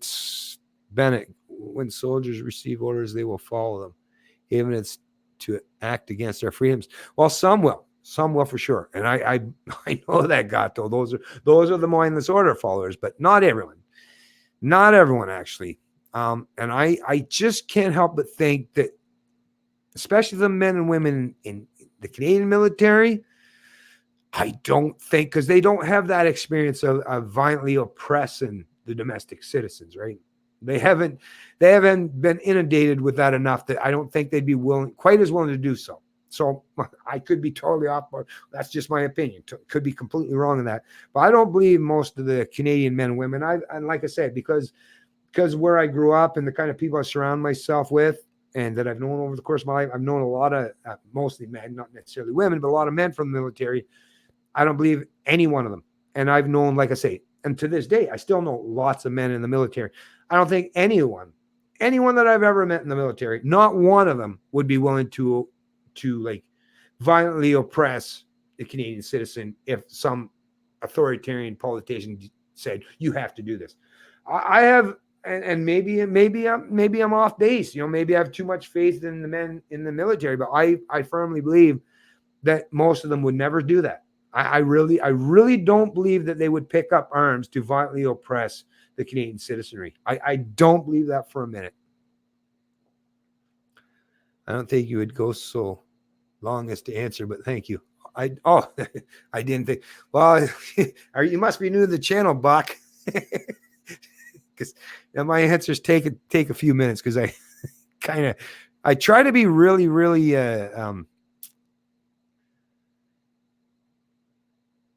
what's the word I'm looking for? Like when I answer a question, I don't want to just give you a superficial, like, oh yeah, that didn't really mean shit. I try to really delve into it. And maybe sometimes I go too far and maybe spend too much time. That's one area I'll admit. Like I say, I've got failures in my own. I'm not the best at everything. And that's one area where I feel is I wish I could be much quicker and concise in answer some of these questions. But at the very least, you should know that I'm going to give you the best answer that I can think of. And it's going to be honest. It's going to be forthright at the very least. Too many new people, all Canada, to give up. I thoroughly respect soldiers that were training civilians. Yeah. The soldiers that, I hear you, Mama Bear. Well, like that was the whole point of even the U.S. when it was set up as the Constitution of the United States, is to have militias, not a standing army, but militias, people that are willing to train each other to defend their freedoms. That's very important. Like that's fundamentally important, is to have a portion of your population that are willing to defend their rights and freedoms and their liberties. Like that shouldn't even be controversial. That's so weird that we live in the world today where someone would say that it's a bad thing for citizens to have the competence, ability, and willingness to defend their rights and freedoms. Like, of course you should. That should be actually that. If you're a Westerner and if you know the history of the West, that should be like drilled right in your brain. Is the freedoms that your forefathers fought for, they're not going to exist if you aren't willing to do the same thing. And I'm not saying we should all just go out sacrifice our bodies or everything about ourselves like as sacrificial lambs. You can be much more nuanced and wise about how you do that today. But yes, at the very least, you should be willing to defend your freedoms. I mean, come on. As a minimum requirement, you should have the willingness to defend your freedoms. Yeah, right on. Edgar, never say never is right. Anyways, folks, like I say, I'm going to scroll right down to the bottom, but I'm probably going to tie this chat up here soon. If the commies want to start sending people death camps, yeah, on my door first. Right on. I hear you, Gato. Chances are they probably never knock at my door. Be a lonely place. The soldiers know why he's going. Geez, I wish I was still in QR City. I knew so many military guys. Or is that Quebec City, maybe? Oh, yeah, Quebec City. Right on, Mama Bear. You go, man. Thanks, Trish. I was just ironing like a good housewife. And I come back and Ben is all fired up. What happened? Julie, that don't take much. Don't take much for me to get fired up. Just anything that has to do with freedom. Ooh, I get all passionate and shit. When me and my wife make love, no, I'm just kidding. Just joking. I'm a passionate guy. I really am. Can't help it. Born and raised that way, I guess.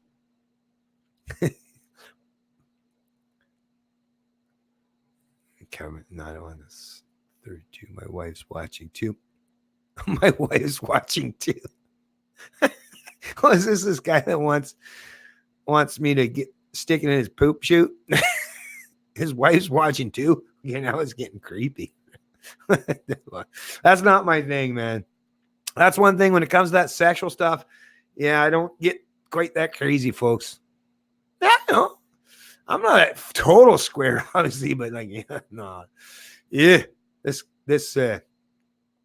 cocking and stuff. Ooh, fucking people are weird, man. It's like, do your thing as long as it's voluntary, but like, oof, weird folks. Congrats, man. No problem. Gato. Oh, thanks, Everett. Congrats on 1,000 videos. Oh, your vids are awesome. Thanks, Mama Bear. Love following you on Twitter too. Cool. I don't actually do much on Twitter. I try a little bit, but Twitter is like that one platform that I use the least because, as you know, I said this in past videos too. A couple hundred characters, like, come on, man. I just barely get warmed up in a couple hundred characters. What the hell am I going to do with that? Tweeting and retweeting, I can do that all day long. But tweeting where I'm like trying to vent or say what I got, like, holy crap! Like one of 500 tweets. Right? It's like, holy shit! It's just one big giant wall. It looks like he wrote a book, but no, it's just a bunch of tweets trying to say something. Skin boats. Did you see the pipes on that guy in the vid? Oh, which one? Oh, on that guy. Okay, let me scroll down. Sorry, Steve Laquan. Enjoy your dinner. Hey, I'm not that guy. Oh, it's a different one. Whoops, sorry, my bad. Different guy. Okay, sorry. How'd you? Sorry, man. There was someone that was earlier. It was some dude that was trolling or whatever. So whoever you are, how do you work Christ thing? How do you work Christ thing? That's pretty cool. But anyways, yeah, sorry about that. Yeah, I thought you were someone else. Sorry. Thanks for the live stream, Bennett. Thanks for the chat. Yeah, thanks everyone. Thanks everyone that did show up. You were popular tonight. Well, I was doing a little better earlier, but anyways, thanks for everyone that did show up the stream. Like I say, I really appreciate every one of y'all for showing up. And I had a great chat with Mark. Like I say, just to let you know before I go, Saturday at 12 p.m. Eastern time, I'm having my I'll be doing another live stream, and it'll be a total free-for-all thing. Like the only thing that's going to be, and it isn't even going to be because I'll be talking with Pat, and we don't have anything set up. He just he said he's been wanting to talk to me for a while. So Pat from Pat J rolling to Ottawa, the yellow vest guys. So I'll have Pat on Saturday at, like I say, 12 p.m. Then on Sunday, I'm going to have Kelly Lawrence once again. Really, really happy to have Kelly on the stream. A PPC candidate, like I say, challenging that Michelle Rampo for her seat. Oh, that'll be, like I say, just come on, please give us a. No, I'm just kidding. But no, that would be cool. That would be so awesome to see Kelly take that seat from that Michelle, because Michelle's been trying to play both sides of that fence for far too long and showing that she lacks principles Sometimes I try to give her the benefit of the doubt, but it's like, no. At the end of the day, I realize where her loyalty lies. So I'd love to see Kelly challenge her in that riding and actually take possession of that riding and be able to go to Ottawa and say what he's got to say. Oh, that would be a beautiful thing to see. But yeah, I'll be doing that conversation Sunday, 1 p.m. Eastern time. All these times are obviously in Eastern time. So please join me for those 2 days. And like I say, on Saturday, if you're someone that's in the chat, once I'm done talking with Pat, like I say, I'll leave the stream open and just join me, and you can, like I say, well, get a few words in when I'm not talking. I'm just kidding. But anyways, like I say, thanks for everyone that joined the chat. And since I don't see AJ or Derek or anyone else in the chat, to you guys, I'm sure you must have got busy doing your own thing, but thanks for showing up earlier on in the day. And like I say, we'll talk again soon. And I'm still going to be reaching out there to a whole lot of other people and try to interact and engage in these conversations, because now that we got this beautiful platform that we can use, StreamYard, matter of fact, I'd like to be able to do this every single day, but I'm pretty sure you'd get sick and tired of me if I did that. But I'm going to try my best, like I say, spread myself out there as thin as possible to reach out and talk to a whole lot of people. And like I say, Raging Humanist is another one that I want to have a conversation with him, because he seems like he'd be a wild guy to have a conversation with. If obviously be on a much lighter fucking thing, it would be kind of chill mode. I think me and Raging Humanist, more comedic in nature. I'm sure we'll still delve with some serious topics of discussion. But like I say, much more on a lighter note. Anyways, thanks to everyone that showed up. And we'll see you on Saturday. It's Canadian Libertarian. And I love liberty. Take it easy, everyone.